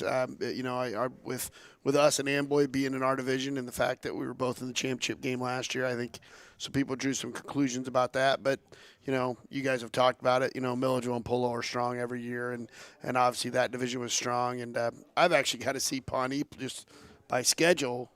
I've got to see Ponie play more than anybody else outside our division. And, you know, we played them week 1 last year. I think they only had like 3 seniors or something like that. And so we had a nice club, and we were able to win. But you just, as the year went on a year ago, they got so much better. They didn't lose much, and they got a heck of a team down there. So, you know, I think for depth, our league was pretty strong, and I'm equally as interested in that Flanigan-West Carroll game as you guys are. Coach Reed does a great job there at Flanigan. He's got a young crew, and, you know, I've enjoyed competing against them. What do you think it says about your kids? We're going to have a couple of the key ones on in a few minutes, Mm-hmm. but you lost. They were part of the team that lost in the championship game last year. Mm-hmm. You lose in game 1, and I know that was a game that you look back at and I talked to some of the kids. I talked to you, and you left some things on the table in that first game that maybe should have at least made it closer, if not a win. But for them to change gears and step up and win that game here in Cambridge against Amboy in the middle of the season, that says something about your group of kids, I feel like. I mean, you have to at least somewhat feel the same way. Well, you know, I think the big thing that came out of the first game for our kids was understanding that that they could play. They were with them, and they, you know, we'd move the ball, didn't finish drives, and we put in an entirely new. We didn't have much back on offense experience-wise, but we did on defense. But we put in an entirely new scheme defensively, and so that was our first game in it. And so you just had some of the mistakes that you made with it, and it was. I heard you guys talk about scores and things earlier. It was a. You know, I wasn't happy they had 36. I wasn't happy we had 8. You know, and that's what the score was. But you felt like it was a little closer game than that. But the big thing was it just let our kids know that if we continue to work and trust the process and improve, that we thought we could be a pretty good football team. And they've done pretty well about that as the season's gone on. And I feel like you've seen us get better as you go through things. Into the playoffs again. Runner-up last year. Do you feel like you're where you need to be I mean, you've got years of experience, 11-man and 8-man. Are you where you need to be for Week 10? Yeah, I mean, it's Week 10, and we're relatively healthy. We lost a young man. Luke Goley got hurt the first Amboy game. He was starting corner for us, and Luke would have been a running back option for us. We lost him to a season-ending injury on his shoulder the first game. But other than that, we're healthy, and it's Week 10, and we've played pretty well to this point. So, yeah, I can't be disappointed with where we're at. I'm sure I got it from my dad because I stole most things from him, coaching. Well, I heard you stole some things from Coach. No, that's fair. I've stolen whatever I've liked from whoever I could get it from if I thought it'd work.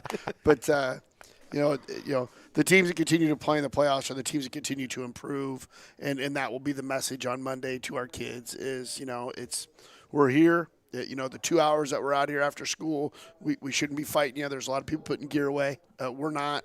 So let's focus and improve and continue to get better. And again, I do feel like our kids have done that throughout the season anyway. But I think that's the key to advancement in the playoffs is continuing to improve. Kyle, what do you got on this matchup here as we'll move to that side of what we're talking about? Well, I mean, on this matchup, I was able to catch the Ridgewood Amboy game in Week 5, and obviously I put the projections out there that Amboy would win the game. But boy, he's taking it. He's right here in Cambridge. I'm eating my crow, right? Yeah, I'm eating my crow. That's I have right. no problem with that. But at the same time, one of the things that really impressed me, and it's something that we saw out of your team last year, was obviously the running game behind Gavin Franks and Roy Sandberg. And then Owen Anderson at quarterback has really done a great job of filling in for the departure of Riley Couture. And I feel like, you take a look at some of your other key contributors, you guys got off the ball really fast. And you guys were very physical. And I don't know if that's something that you guys took from last year's state championship loss and made sure that you hammered it home, or if it's something that was already part of a staple of your program. But being able to see that, you could definitely tell that's where you guys were winning that ball game all game long. Well, our guys up front have played well. Our guys up front have played on both sides of the ball. Our 3 down linemen on defense and in the interior 5 on offense have really helped us. And so they've done a good job. And I've always kind of operated from simplicity breeds confidence, confidence breeds aggression, and aggression breeds physicality. And so those kind of things feed into what we want to do. I just think we're pretty consistent in our message, in our method of how we do things, in our approach to how we do things weekly with our kids, and they've been very receptive to that, and that has worked out well. And then we have some kids back, but we picked up Ashton Staley and Mason Blackledge, our seniors that hadn't played football up to this year. Ashton starts for us on offense and has played some significant minutes on defense, and Mason's been our starting defensive tackle all year long and has just really done an unbelievable job. And so those two have been a nice pickup. But then Tyler Bethel and Connor McKegg on defense, and then Connor Rowdy at guards. Josh Ulrey played center for us last year. And then Ashton and Wes Sandberg. But Wes Sandberg and Josh Ulrey were the only 2 guys returning last year. And they've done a really nice job up front. And then our backs do a good job of setting them up and getting to the hole, or we try to stay out of negative plays. I realize everybody does, but the argument against what we do always is, when you're down 3 touchdowns, what are you going to do? I was like, well, if you're planning going into the game to be down 3 touchdowns, that's your problem, not ours. So you're probably going to lose anyway. Right. We're generally not building a game plan around coming back for 3 touchdowns. But you touched on, O's done a nice job for us, and he really. Was an all-conference defensive end for us last year. So when we got in situations where games were over, we didn't play him at quarterback much because we couldn't afford to lose him on defense. So his reps have come. They've been game reps as the season's come on. But when he's had an opportunity to make plays, he has made plays, and we're hopeful he can do that for a few more weeks. Well, that's just it. I mean, between the stats that you've sent me now, I don't know what your stats were for Friday night's game, but he's throwing for, what was it? It wasn't a whole lot of yardage because you guys are primarily a run team, but he's got a completion percentage at like 70%. He was 12 of 17 throwing the ball, but like I said, that Amboy game, he was able to do things in the run game for you guys that really gave you a third or fourth option, and that was, to me, that was a big thing, the way that he played in that game to help lead you guys to that win. Oh, without question. He had a really good night that night. Made plays with his feet and his arm both. He was 1 for 2 the other night. His coach probably got unfairly upset with him on the one incompletion. But it's hard to be 70%. Well, it drops it. Yeah. I mean, it's hard to be 70% when you only let him throw 2 times. Well, he killed his quarterback rating the other night. But no, he's Owen, and he gets guys in the right place. He understands what's going on, and really all of our kids. Roy and Gavin. Roy had he got some carries in the second half the other night, but going into last Friday, I was working on something else last week, but going into last Friday night, Roy was averaging, I think, under 10 carries a game, and Roy was averaging 9.6 carries a game, and I think Gavin was averaging like 9.1 or something like that. And we've been able to keep some mileage off of them, and they should be pretty fresh going into the playoffs, which is nice for us. How excited are you to see South Fork?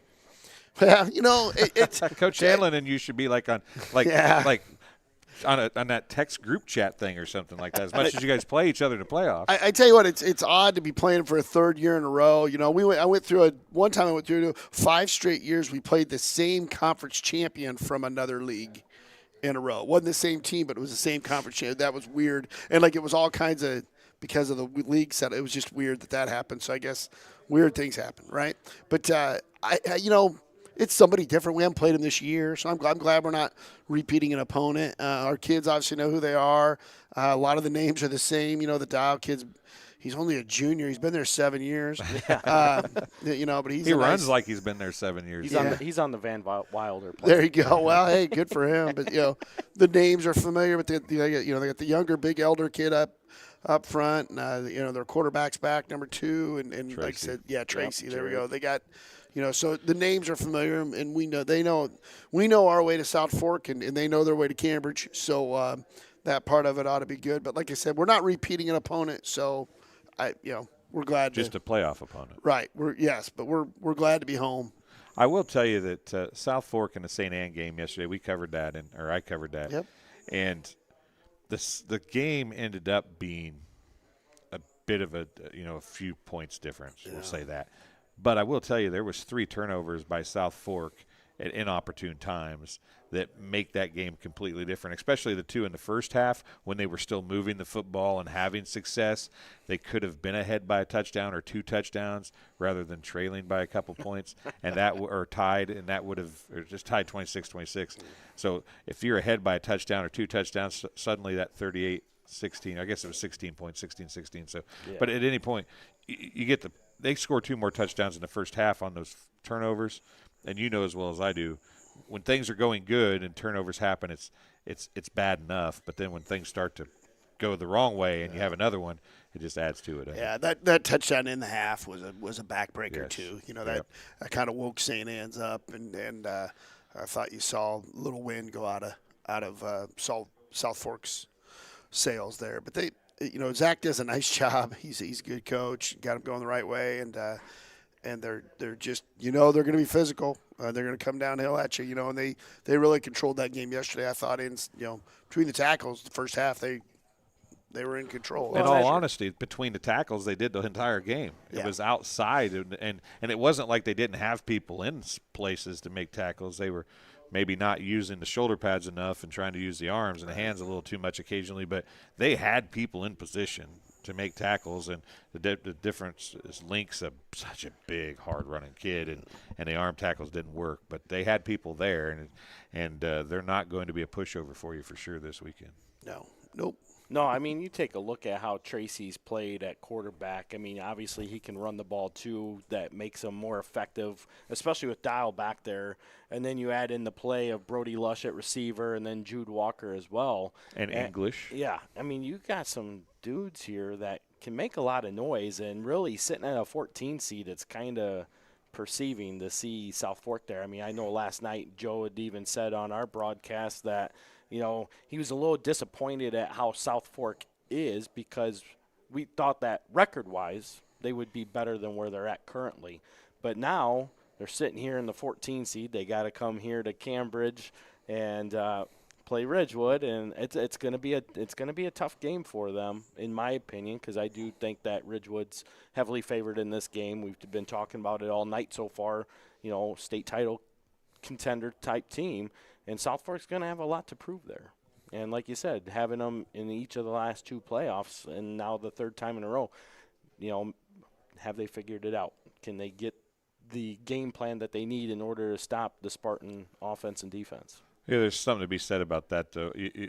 You know the game plan to some extent, right? I mean, but the players are different, which makes the reactions different, which makes everything different, right? So you can look at what you did against them last year or what they did against you last year, but there's enough new players every year that you still have to look at things a little differently, right? Yeah. There's some newness to it for sure, and like I said, it's the 4th time we've played them in 3 years, and we've gotten a little bit of different look from them each time, and we like to think we've had a wrinkle for them also. So you'll just kind of you got to focus on you. You got to play clean, particularly if you're in a situation that where if you're the favorite going into a game like Kyle says we are, you've got to play clean. We gave up a kickoff return the other night. We took the opening kickoff, went down, scored right away, made the 2-point conversion against West Central, and gave up a darn kickoff return, which we were worried about anyway. And so it's 8-8. And, and so then gave them a little life. And, Jason had his kids ready to play. And so, but I could have done without giving up a special teams touchdown to start the football game. They've done that to a lot of people, though. Yeah, that's how they beat Bushnell the first time. It is exactly right. So yeah, they do a good job of that, and they did a good job on that one. Well, you got a couple players going to come up here and talk. You talked a little bit about them, but they've been here the entire time listening. I'm sort of soaking it in, trying to learn what's going to happen as they hopefully move farther down the road. But these kids are key components to what you guys are going to be able to do the rest of the way, isn't it? Oh, for sure. They're both 3-year starters. Started for us on defense as a sophomore and played all the way through. And Roy started for us on defense. And then Roy's emergence offensively was by happenstance his sophomore year. We had a guy get dinged up, and we needed somebody that could block is what we needed. And so we literally grabbed him in the middle of the game and told him what to do, and he went in and he hammered a dude. It was against West Central, as a matter of fact. We had beaten the game, but anyway, we popped the first play. He was in for about a 35-yard gain. It was because of his block, and we haven't taken him out since. And he's not too bad with the ball in his hands either. And then, you got Owen, like I said, you got those two, and Gavin Franks has been huge for us offensively. And then when you add in Wes, Roy's brother, and Ashton Staley, we're able to keep people off balance just with some different weapons that way. You mentioned blocking. Coach has talked about defense on numerous occasions today. You guys play really good defense also. People think 8-man football, and we've talked about this on other times that we've talked, even on broadcasts before, but people talk about 8-man, they talk about tons of points, and there are a lot of points scored, but the teams that win the championships have figured out how to make that not be the case, right? They figured out how to play defense and keep the other team from scoring. Yeah, this group of kids for us they have understood that the 8 pieces work together better than the last two groups have. And we really, the Polo game, which we gave up 48 points, but we gave up some special teams points and some crazy stuff happened there. But Amboy was really the only team that scored a lot. We weren't bad defensively a year ago. I think we gave up under 24 points a game, which to me an 8-man's kind of your number from the math I've done. But we were even with giving up 72, 48, and 48. I think we still gave up under 24 points a game a year ago. And I'll give our kids a lot of credit because, like I said, we changed our entire world defensively this year, and they could have raised an eyebrow at it with the fact that we had that's where we had kids back. And we'd been pretty good on it, but I asked them to trust me, and they have, and we've trusted them, and it's worked out. But that's the key is you got to, regardless of what your scheme is, they got to understand where the 8 pieces fit together because if a guy misses, that's the difference. John, you guys talk about it. You miss tackle on an 11-man, there's usually somebody else there with another crack. I mean, you talk about that game yesterday. You're on the edge. You better get that guy to the ground because if not, you're gonna be chasing him down from behind. And And our kids I do think we tackle well. I feel like we tackle well. But like I said, these 8, when they've been locked in and understood where they need to be, have been pretty good defensively. Well, I'll tell you what. Let's see what Joe had to say, and then we'll get Owen and Roy on here and let them talk a little bit. I tried to get Kyle to do the interview, but I think Kyle's going to chicken out. You want to do the interview? No, I don't. They talk to me enough. They don't want me to do the interview. That might be true. They're good. Point well taken. We'll listen to what Joe had to say. We'll Thanks, be back fellas. with Owen and Roy right after this. Flanigan Falcons. All right, let's move on to the next matchup. The Ridgewood Spartans, number 3 seed, hosting the South Fork Ponies, the number 14 seed. Joe, your thoughts on that game? Yeah, Ridgewood would be a heavy favorite in this one, guys. I would have loved this matchup a little bit more towards the beginning of the season. I was a little bit higher on South Fork at that point. But, again, this is a rematch, guys, of the first-round playoff game last year, the 8-9 game, where Ridgewood snuck it out 30-28, ended up going all the way to the state championship from that 9 spot. Love Ridgewood. Love what they got going. They got the run game. They got the big guys up front on both sides of the ball. They got a great coaching staff. Ridgewood's going to win this one easily, I think, guys. Joe, I got to mention, you were talking about last year's playoff game. One of the South Fork fans messaged me and said, do you know that South Fork and Ridgewood have met 3 straight years in the playoffs? That was something I didn't know.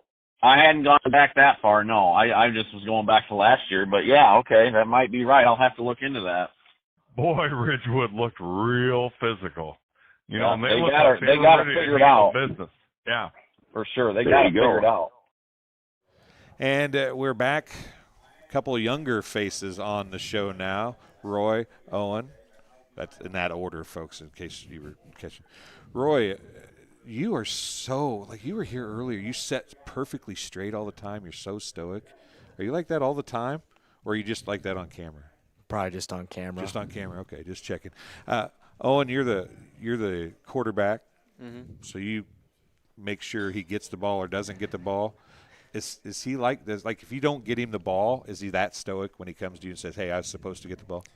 No, usually he tells me what he sees, so I can relate to coach in case there's an open hole or something's not being blocked right. We can get it fixed. Well, that sounds like the right thing to do. You guys both told me that I needed to come cover the Amboy game. We couldn't come the first time, which I think you're okay with, but we did come the second time. You guys played a pretty good game. Was that what you expected coming into this season, and how you expect you guys to be able to play?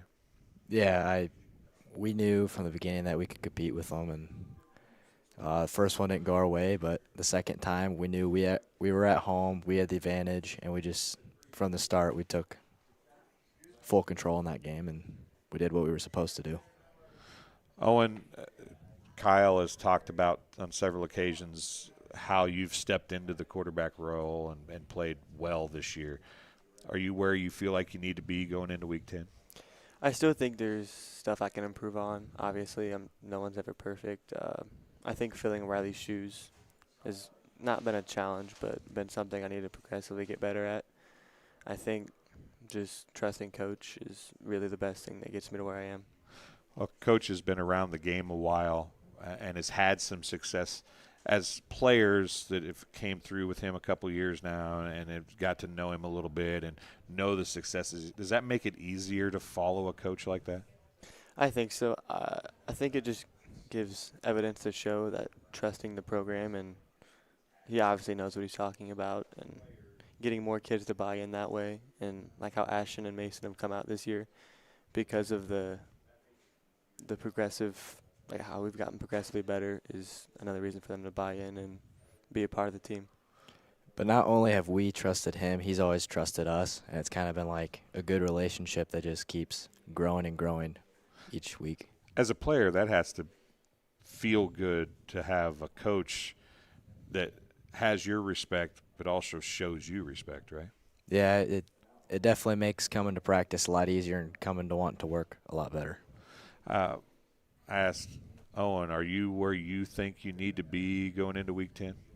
I think we as a team need to keep progressing. Obviously, I need to keep progressing. There's a lot more that I can do. I need to keep working at practice. and just keep working, I guess. How much fun is defense? Has defense been this year? Because your defense has been pretty darn good this year. How much fun has it been playing defense and knowing that there was some changes this year and coach comes in and asks you to do some different things? I think off the start I was a little skeptical just because I loved playing DN, because somehow he knew I loved being physical, and I wonder how he knew that. But I was a little skeptical coming into the new defense, but it's a little bit more sound than the other one was, and just bought in, trusted in him, and it's gotten us as far. What do you think about the defense this year? As a running back, is it nice having a really good defense that you get back on the field in a hurry? Yeah, it gives us good field position, which I like. Well, then you can't get it. If you get good field position all the time, you don't get as many yards. As long as we're scoring touchdowns. The touchdowns are what matters, not the yards, right? Correct. Yeah. Well, you know what? I can. The chicks dig touchdowns, not yardage, right? Yeah, that's correct. That's correct. That's kind of what I. That was the feel I was getting from that right there. So you guys got South Fork again. You guys have obviously seen South Fork in the past, but you haven't this year. All but 2 of the games are rematches with regular season opponents. Do you guys like the idea that you're getting to see somebody different here in this first round and continue to kind of improve with some people that you haven't seen yet?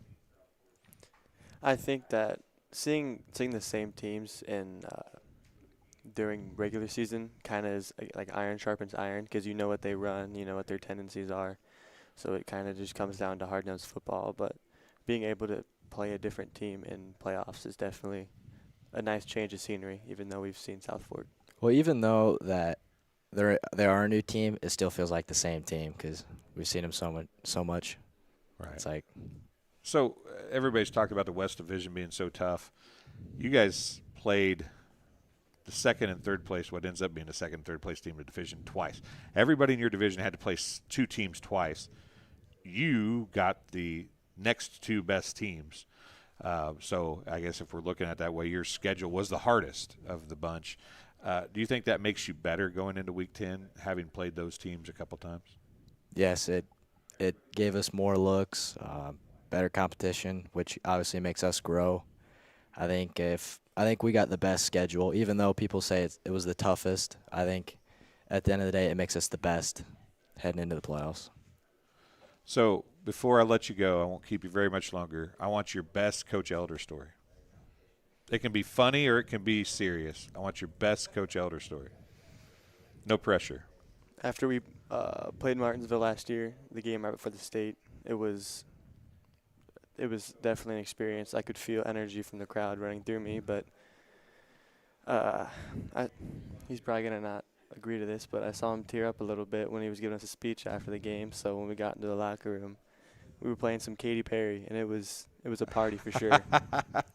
Is Coach a Katy Perry party kind of guy? Oh, yeah, 100%. Unabashed. Mine would probably be it's outside of football because he's my history teacher, but it would have to be the Cameron and Alex story about them saving a spot on the bus for me or car ride. I don't even want to know. I don't even want to know. I'll leave that alone. Guys, thank you very much for hanging out, and hang out and watch the rest if you want to. Good luck in the playoffs, and we'll see you every stop along the way. Thank you. So you can't lose because TSSR is going to be there. That's what we've established. Yeah. How's that sound? That sounds good. Okay. We'll be back after this. You're watching the I8FA playoff show on TSSR Game Time Live, presented by MDH. Minimally invasive surgery offers a variety of benefits to the patient. We are now able to offer patients a variety of operations with small incisions rather than big open incisions.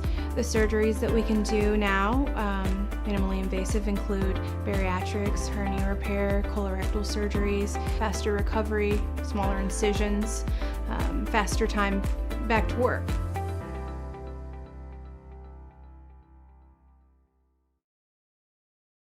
It was the community that really drew me back to Macomb. I'm from a small community, and I'm from a farm family, and ultimately I always wanted to practice in a place like that, and I felt that I had the ability to connect to people who with a similar background from me, and the fact that the staff members at the hospital and the support, all the support staff at the hospital was also focused with the goal of patient care. It felt like it just all came hammered at home for me.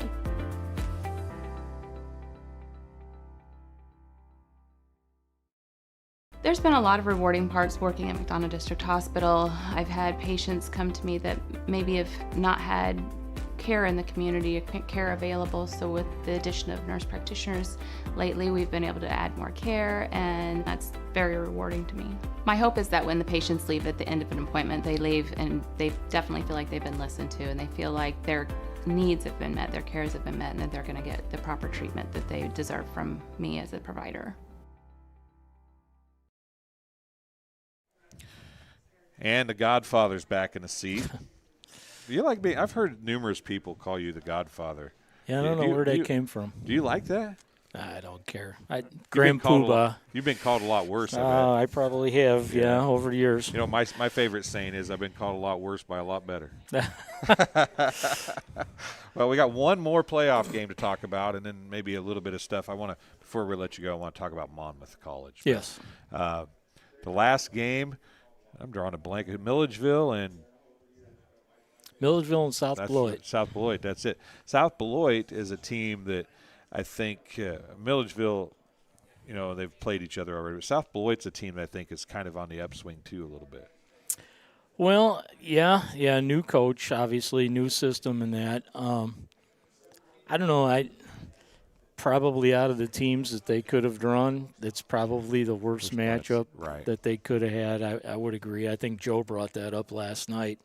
But you know what? They play really solid defense. Like our game with them was 6-0, an 8-man football game. Right. You know, when I called that score, and some people were like, "You got to be kidding me!" And I said, "No, both teams played really solid defense." So, you know, hopefully the second time around they can kind of slow down those athletes from Milledgeville. But my goodness, do they have some athletes? Yeah, Milledgeville's legit offensively, aren't they? Oh, boy, yeah. Yeah, they put 70 on us, and, man, I tried multiple things, and we just couldn't slow them down. You know, we did score a few points on them, but we couldn't slow them down. Well, that's the thing. They're kind of what people expect 8-man to be, I think. Mm-hmm. The people who don't understand it. We're just going to score points, and if you can score that many, they're good for you, but not very many people can. Yeah, and I mean, it turns into a track meet, and you can't stop the bleeding. It seems like, you know, and they've got so many weapons. You stop one, they'll hit you with two others. You stop one of those, they'll hit you with the other two. So it's just, they're hard to defend. But you know, I think South Beloit's seeing them again. Maybe they can figure out a few things, at least try to slow them down. You know, so the loss to Polo, I think, re-energized Milledgeville a little bit in a way too. It seems like, looking at the scores and looking at the way they've continued to just put the gas pedal down after that, trying to maybe prove a point a little bit and get to the right spot where they want to be. Well, and they're really good defensively too. I mean, because they've got so many athletes. They come at you so quick from so many directions. So it's hard to get anything going against them offensively. So yeah, they're a very dangerous team. I mean, to me, they're a team that could go really deep, or, you know, I just, if they have a few things go wrong or they get one or two of those key kids hurt, that might slow them down. But I think they'll be very deep in the playoffs here. Kyle, the stat sheet on Milledgeville has been pretty impressive this year. Yeah, I mean, you take a look at it, and it's very well balanced. I mean, you have the known guys, Micah Tom Smith and Connor Johnson and Spencer Nye, but then you add in Jaden Promenschenkel to that stat sheet too, and it kind of makes you look at, wow, they don't have a single running back that's over 500 yards rushing yet. And looking at the scores that they put up, you'd expect them to have more guys up there, but they've really been very well balanced there. Passing-wise, obviously you got Carter Livingood and then Connor Johnson in that realm. And here's the biggest thing about Milledgeville is that they had a quarterback Evan Shank, who is the projected starter at the beginning of the year, got hurt in that Week 1 game. They've been playing with a freshman quarterback, Kyson Francis, ever since, and he's really come into his own now. He's thrown for over 1,000 yards. Evan Shank is back, which is one of those defensive guys that can come up in a hurry from that defensive backfield. And like Coach said, I mean, they're fast everywhere. I mean, Coach Robles said that in our playoff preview show that they're not just looking to score offensively. They want to score on special teams. They want to score on defense. And they're looking to get at least one score in each of those facets in every single game that they play. And they feel that if they do that, they're going to have more chances of success. Yeah, some of their scoring has come defensively, and a lot of it, I think, in special teams, it seems like. And that allows you to do other things, of course, as well. So South Beloit is a team that I think, as you look at what they do, they kind of came in, and you said they changed things. They changed things with a different coach, but maybe some out of necessity, right? Because they've lost a key player from last year's team that instead of doing one thing with one player, you're suddenly doing one thing with 3 players, or you're spreading the offense around more to try and keep people because you don't have that one guy that can just do whatever he wants. Right, and I think that's a good thing on their part because they're not just relying on that one kid to carry the load for them. And I think as the season's gone on, they've gotten better, as far as offensively and spreading the ball around. And they're very solid on defense. I just don't know if the matchups, that's the one thing that concerns me. I mean, it's just like us. We do not match up good against a Milledgeville-type team. Right. We're better off lining up and trying to smash mouth with somebody a little bit. But that would be my biggest concern. But do I think they've improved as the year went on? Yeah, I do.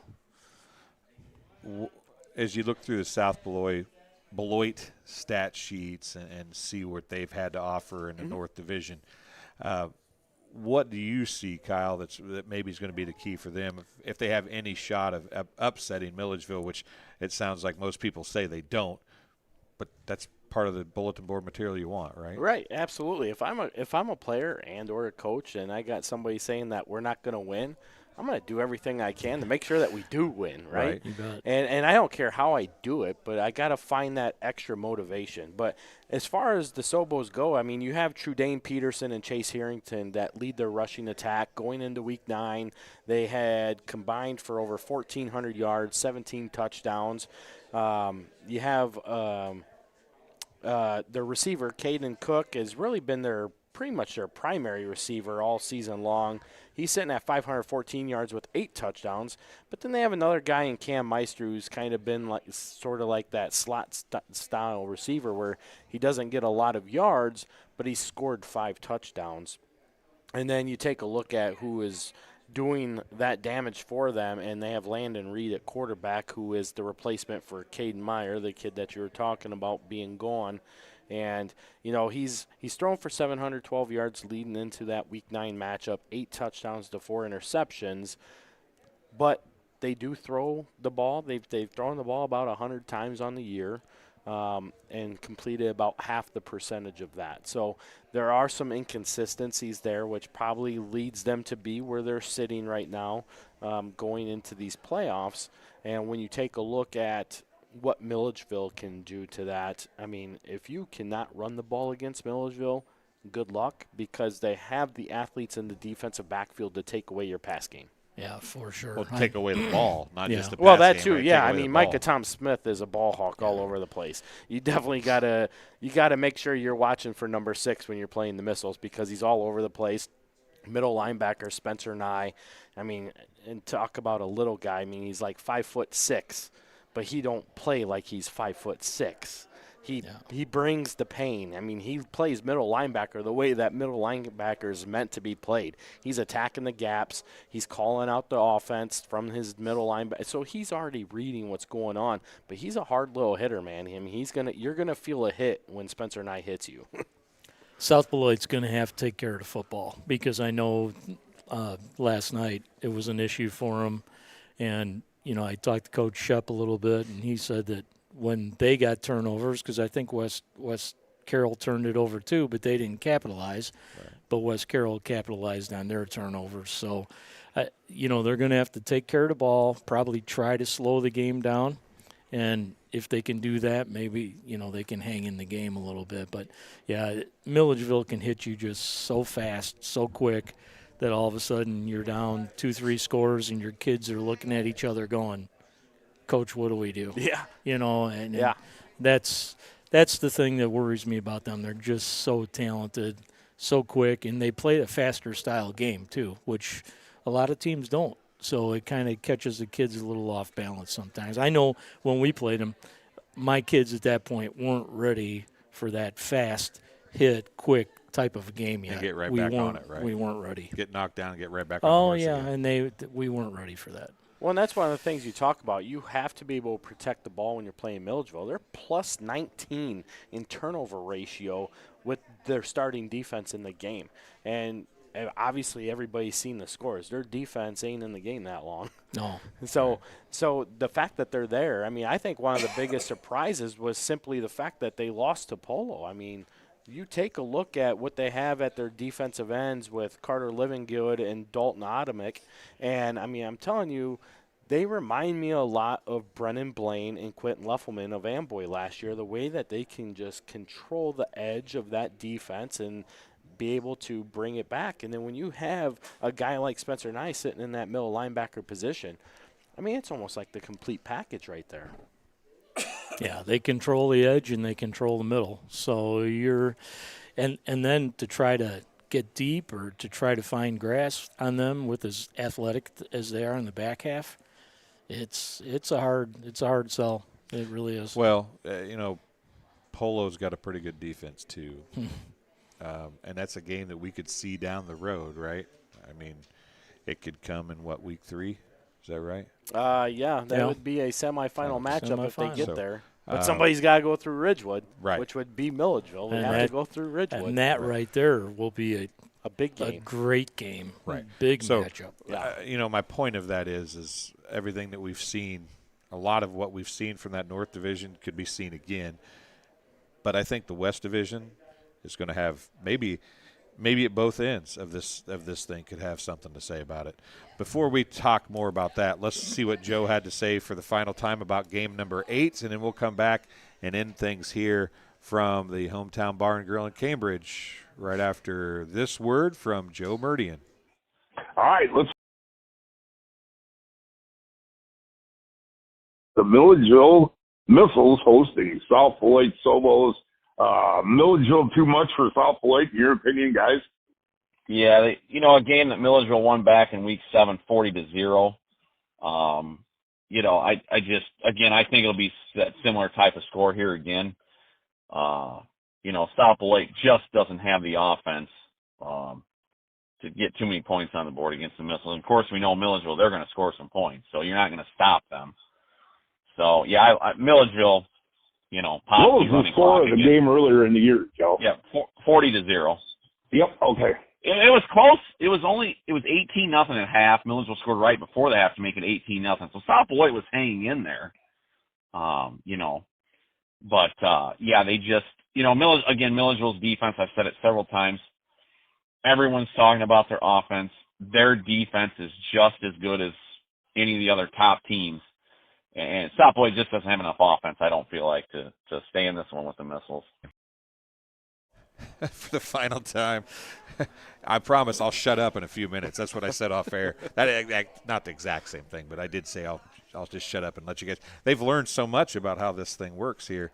And, guys, we talked about the West Division. We've talked about the North Division. We've talked about the South Division.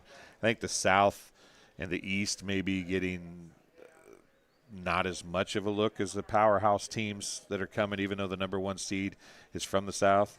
But the best of the West is in the bottom. The second best of the West is in the top. The best of the North is in the top. The second best of the North is in the bottom. Then you throw Ponie in there, and you throw, this thing is set up I mean, it's what it's supposed to do, right? Prove the best of the best, right, Coach? That's what it's supposed to do. That's what but it's it's supposed set to up do. to look like it's so much fun. Right, right. And I do think, looking at it, in the years that we've been doing this, I think it is probably the most competitive pairings that we've had from top to bottom. Yeah, is there some games that could be a little lopsided first? Sure there is. But, I mean, overall, I think the schedule kind of worked out the way it did this year. The teams that we expected to be good were good. We knew there was some teams up and coming that kind of took that step, and we knew that there was some lower level teams that just weren't going to be able to do it. And I think it was kind of that way throughout the whole year. I think it ended up that way, and honestly, things kind of finished up about as we expected, I think. Before we get out of here, let's talk about the big day. I mean, the big day is the first day of practice, I suppose, but the big day is the last day of the season for the I8FA and the association anyway. I think something you are very proud of as kind of the guy that's kind of spearheaded this association from the start. The championship day night, in this case, at Monmouth has proven to become something very special. It's been great. It's worked out really well. I mean, we've been very blessed. The reason we got that, I had a connection with Coach Braun and Coach Haynes down there. My son played at Monmouth, so I got to know all those guys really good. When this all started happening, I just reached out to Coach Braun and I said, hey, is there any chance we could use your field? It was that simple. And, man, he got the ball rolling. I talked to Coach Haynes, and they have just been fantastic to us. It's been a great fit. I wouldn't want to do it anywhere else. I mean, and I know it's been brought up, well, why don't you move it around the state and do all that? Well, for one, there's a few reasons. Once you do it somewhere and you get a rhythm, you get to know the people, it becomes easier every year. And it's gotten very much easier every year. Two, if we were to move it around, it's harder on me. I know that because I'm the one that has to deal with all that and set it all up. But it's just you don't know from year to year. Then you can't get a rhythm and a flow. It's become so easy. Like they know what's happening, they know what we need, they know how to treat us, and it's been fantastic. And I'll tell you what, I would rather have our 8-man teams play in that beautiful little stadium down there and fill that place and have it rocking than to go to some bigger stadium just to say we went to a bigger stadium and have the thing look empty. Well, I talked about that in the open a little bit. I've covered a lot of Class 1A state championship games in Normal, at U of I. I never went to Northern Illinois, but those Normal not as bad, but still there's so much seating, and then you get to U of I, it's even worse. I mean, you're filling up a section. You got the whole town is there, and you're filling up a section. Right. And it's still kind of loud, but it's not loud, and the atmosphere is not anything like it is at April's Orange Stadium on a Friday night in November, the next to last Friday night in November, in fact, every year. And that's the thing that I don't think people can comprehend. I mean, we try to show it on our broadcast, but it's unless you're there, you just can't see it or feel it. Right. I tell people you need to be there to feel it. And we've had teams that have joined us now, that came to one of the first 2 or 3, and brought some of their kids and people in the community, and they're like, wow, that was really cool. We didn't expect that, And so now they've got the new turf down there this year, so the field will be, it's brand new, and it's good. Like I said, as long as I'm kind of in charge of this thing, I don't plan on moving it. They've been a great host, and they seem to enjoy us coming, and I sure love going there. So and they've got a pretty good team this year too. During the championship game, we're going to talk to Sean Temple, who does the radio call for them on the regular for Monmouth College. But it's neat, I think, for 8-man, because that's one of the things that we've talked about in times past is, you can't play college football if you play 8-man football. These coaches are seeing these kids on their field and realizing these kids can play. Well, I talked to Coach Braun the other day, and he asked about one of our players, and I said, well, he's a pretty good kid, but he's not planning on going to college, you know. So they watch. You can bet that they watch. And I've been around long enough that, you know, one of the first questions they ask you is, does the kid play multiple sports? They want that kid that knows how to manage his time, and he's always busy, and he's not going to slough off just because he goes to school and mom and dad aren't watching. The second thing is a good athlete's a good athlete. Right. Whether he's playing at Alden, Hebron, whether he's playing at Lena Winslow, or whether he's playing at Ridgewood. A good athlete's a good athlete. These college coaches are smart enough to know we'd like that kid. So it doesn't matter. I mean, Tucker Kraft plays for the Green Bay Packers. It's tight end day. He scored a touchdown today. He was a 9-man football player in North Dakota. So, you know, it doesn't matter. They're going to find you. And we did have to put up with a lot of that early on. You know, parents and some of that, well, will they recruit my kids? Well, if they're good, they're going to find you. Right. It doesn't matter what you're playing. So that's kind of, that's old news. And in full disclosure, there's not a whole lot of 1A kids that go to big colleges anyway. I mean, there's some. Not that are getting the paper. Right. Let's put it that way. Right. But there's a lot of good kids playing 1A, 2A, 8-man football that can go to a D3 school, get a great education. Exactly. And come out of it with a great experience. And if it helps get one or two kids that are thinking, you know, I wouldn't go to college, but, hey, I'm getting a little interest. I'll be honest, guys, that's what made me go. I would have just probably been farming and taken over the family farm. And you'd have never been a coach? I would have never probably ended up coaching, or I might have, but I would have never had the experience that I had, you know, going and playing at Platteville and being under Coach Christ was probably one of the best things that ever happened to me. And because I learned so much more playing college than I ever learned playing high school.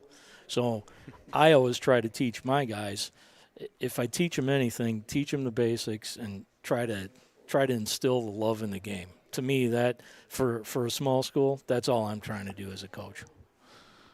Kyle, kind of heard what Coach had to say. What's your thoughts on this as we've went through all of them now as the playoff as a whole? What's your anticipating? What's your thoughts of the season and how it's set up for the playoffs? Well, I agree with Coach. I think we have a great playoff bracket here.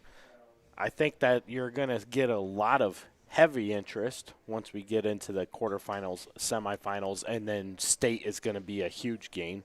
You know, it's you never like to say that, you know, the first round's just the gimme games, but, you know, it's not, but you expect your top seeds to move on, right? I mean, and as we've gone through this show, there's a couple teams where, like, yeah, we could see that team being an upset. But that conversation's been kind of light tonight, right? But at the same time, it's the experience. And like I've said, I've always been a fan of the way that John and his crew of people have put together this playoff bracket. I enjoy the fact that they do it in the 1 through 16 manner.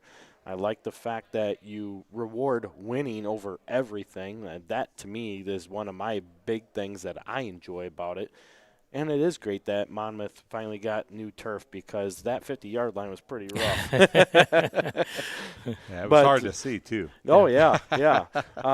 And speaking of Coach Braun, so I went to McMurray College, and Coach Braun was at McMurray when I was there my freshman year. He was one of our defensive coaches, but he was my resident director in my dorm as well. So being able to see Coach Braun and getting him to be involved with this, I'm not surprised. He's always had that high energy level. And, you know, for them, I know that they see hosting the game as being a recruiting trip, so to speak. Right. And talking about, you know, Tyler Kraft with Green Bay, you got Chad Greenway, who used to play for the Vikings. Yep. He came from 8-man football as well. So there's definitely a lot of ability to go from the 8-man game and move into the next level. And like you said, you just got to get out there and do it. For one, you have to work. But in anything, go to the camps of the schools that you're interested in and or the schools that are showing interest to you. If you do that, that's the best way to get yourself out there. And then on top of that, you're going to go up against that other competition that is going to determine can I play or can I not play at this next level? Right. The other thing is, folks, if you're on the fence on whether your team or your school should go 8-man and you have some ill-conceived concern about playing 8-man football, come to that state championship game. You're going to see that your teams probably become more competitive, at least to some extent, and then you're going to see that it is the real deal. The game is the same. Well, not exactly the same, but the hitting's the same. The play is the same, except there's just less people. Yeah. And the crowds are just as excited, and they follow and they support and they do all the same things that any 11-man team does. So do not let any of that deter you. Come on out, watch the state championship game, and buy a It's Still Football shirt while you're at it. I can see that coming now. All right. Coach, I appreciate you greatly for Thanks coming for up. having me. Thanks Kyle, for thank having you me. very much. Folks, it's been a long one, but we appreciate you watching. We hope you enjoyed it. And we will see you for 4 football games on Friday and 4 football games on Saturday. Kyle's going to do a game or 2 down the stretch. Coach Parker from Peoria Heights is going to hop on. Good. And do a couple games with us, I think, as well. So that'll be fun. And we might get a couple other surprises along the way as well. So for these guys, I'm Dwayne here. Thanks for watching. I hope you enjoyed it. We'll see you Friday night from 4 different spots here in I8FA football playoffs. See you.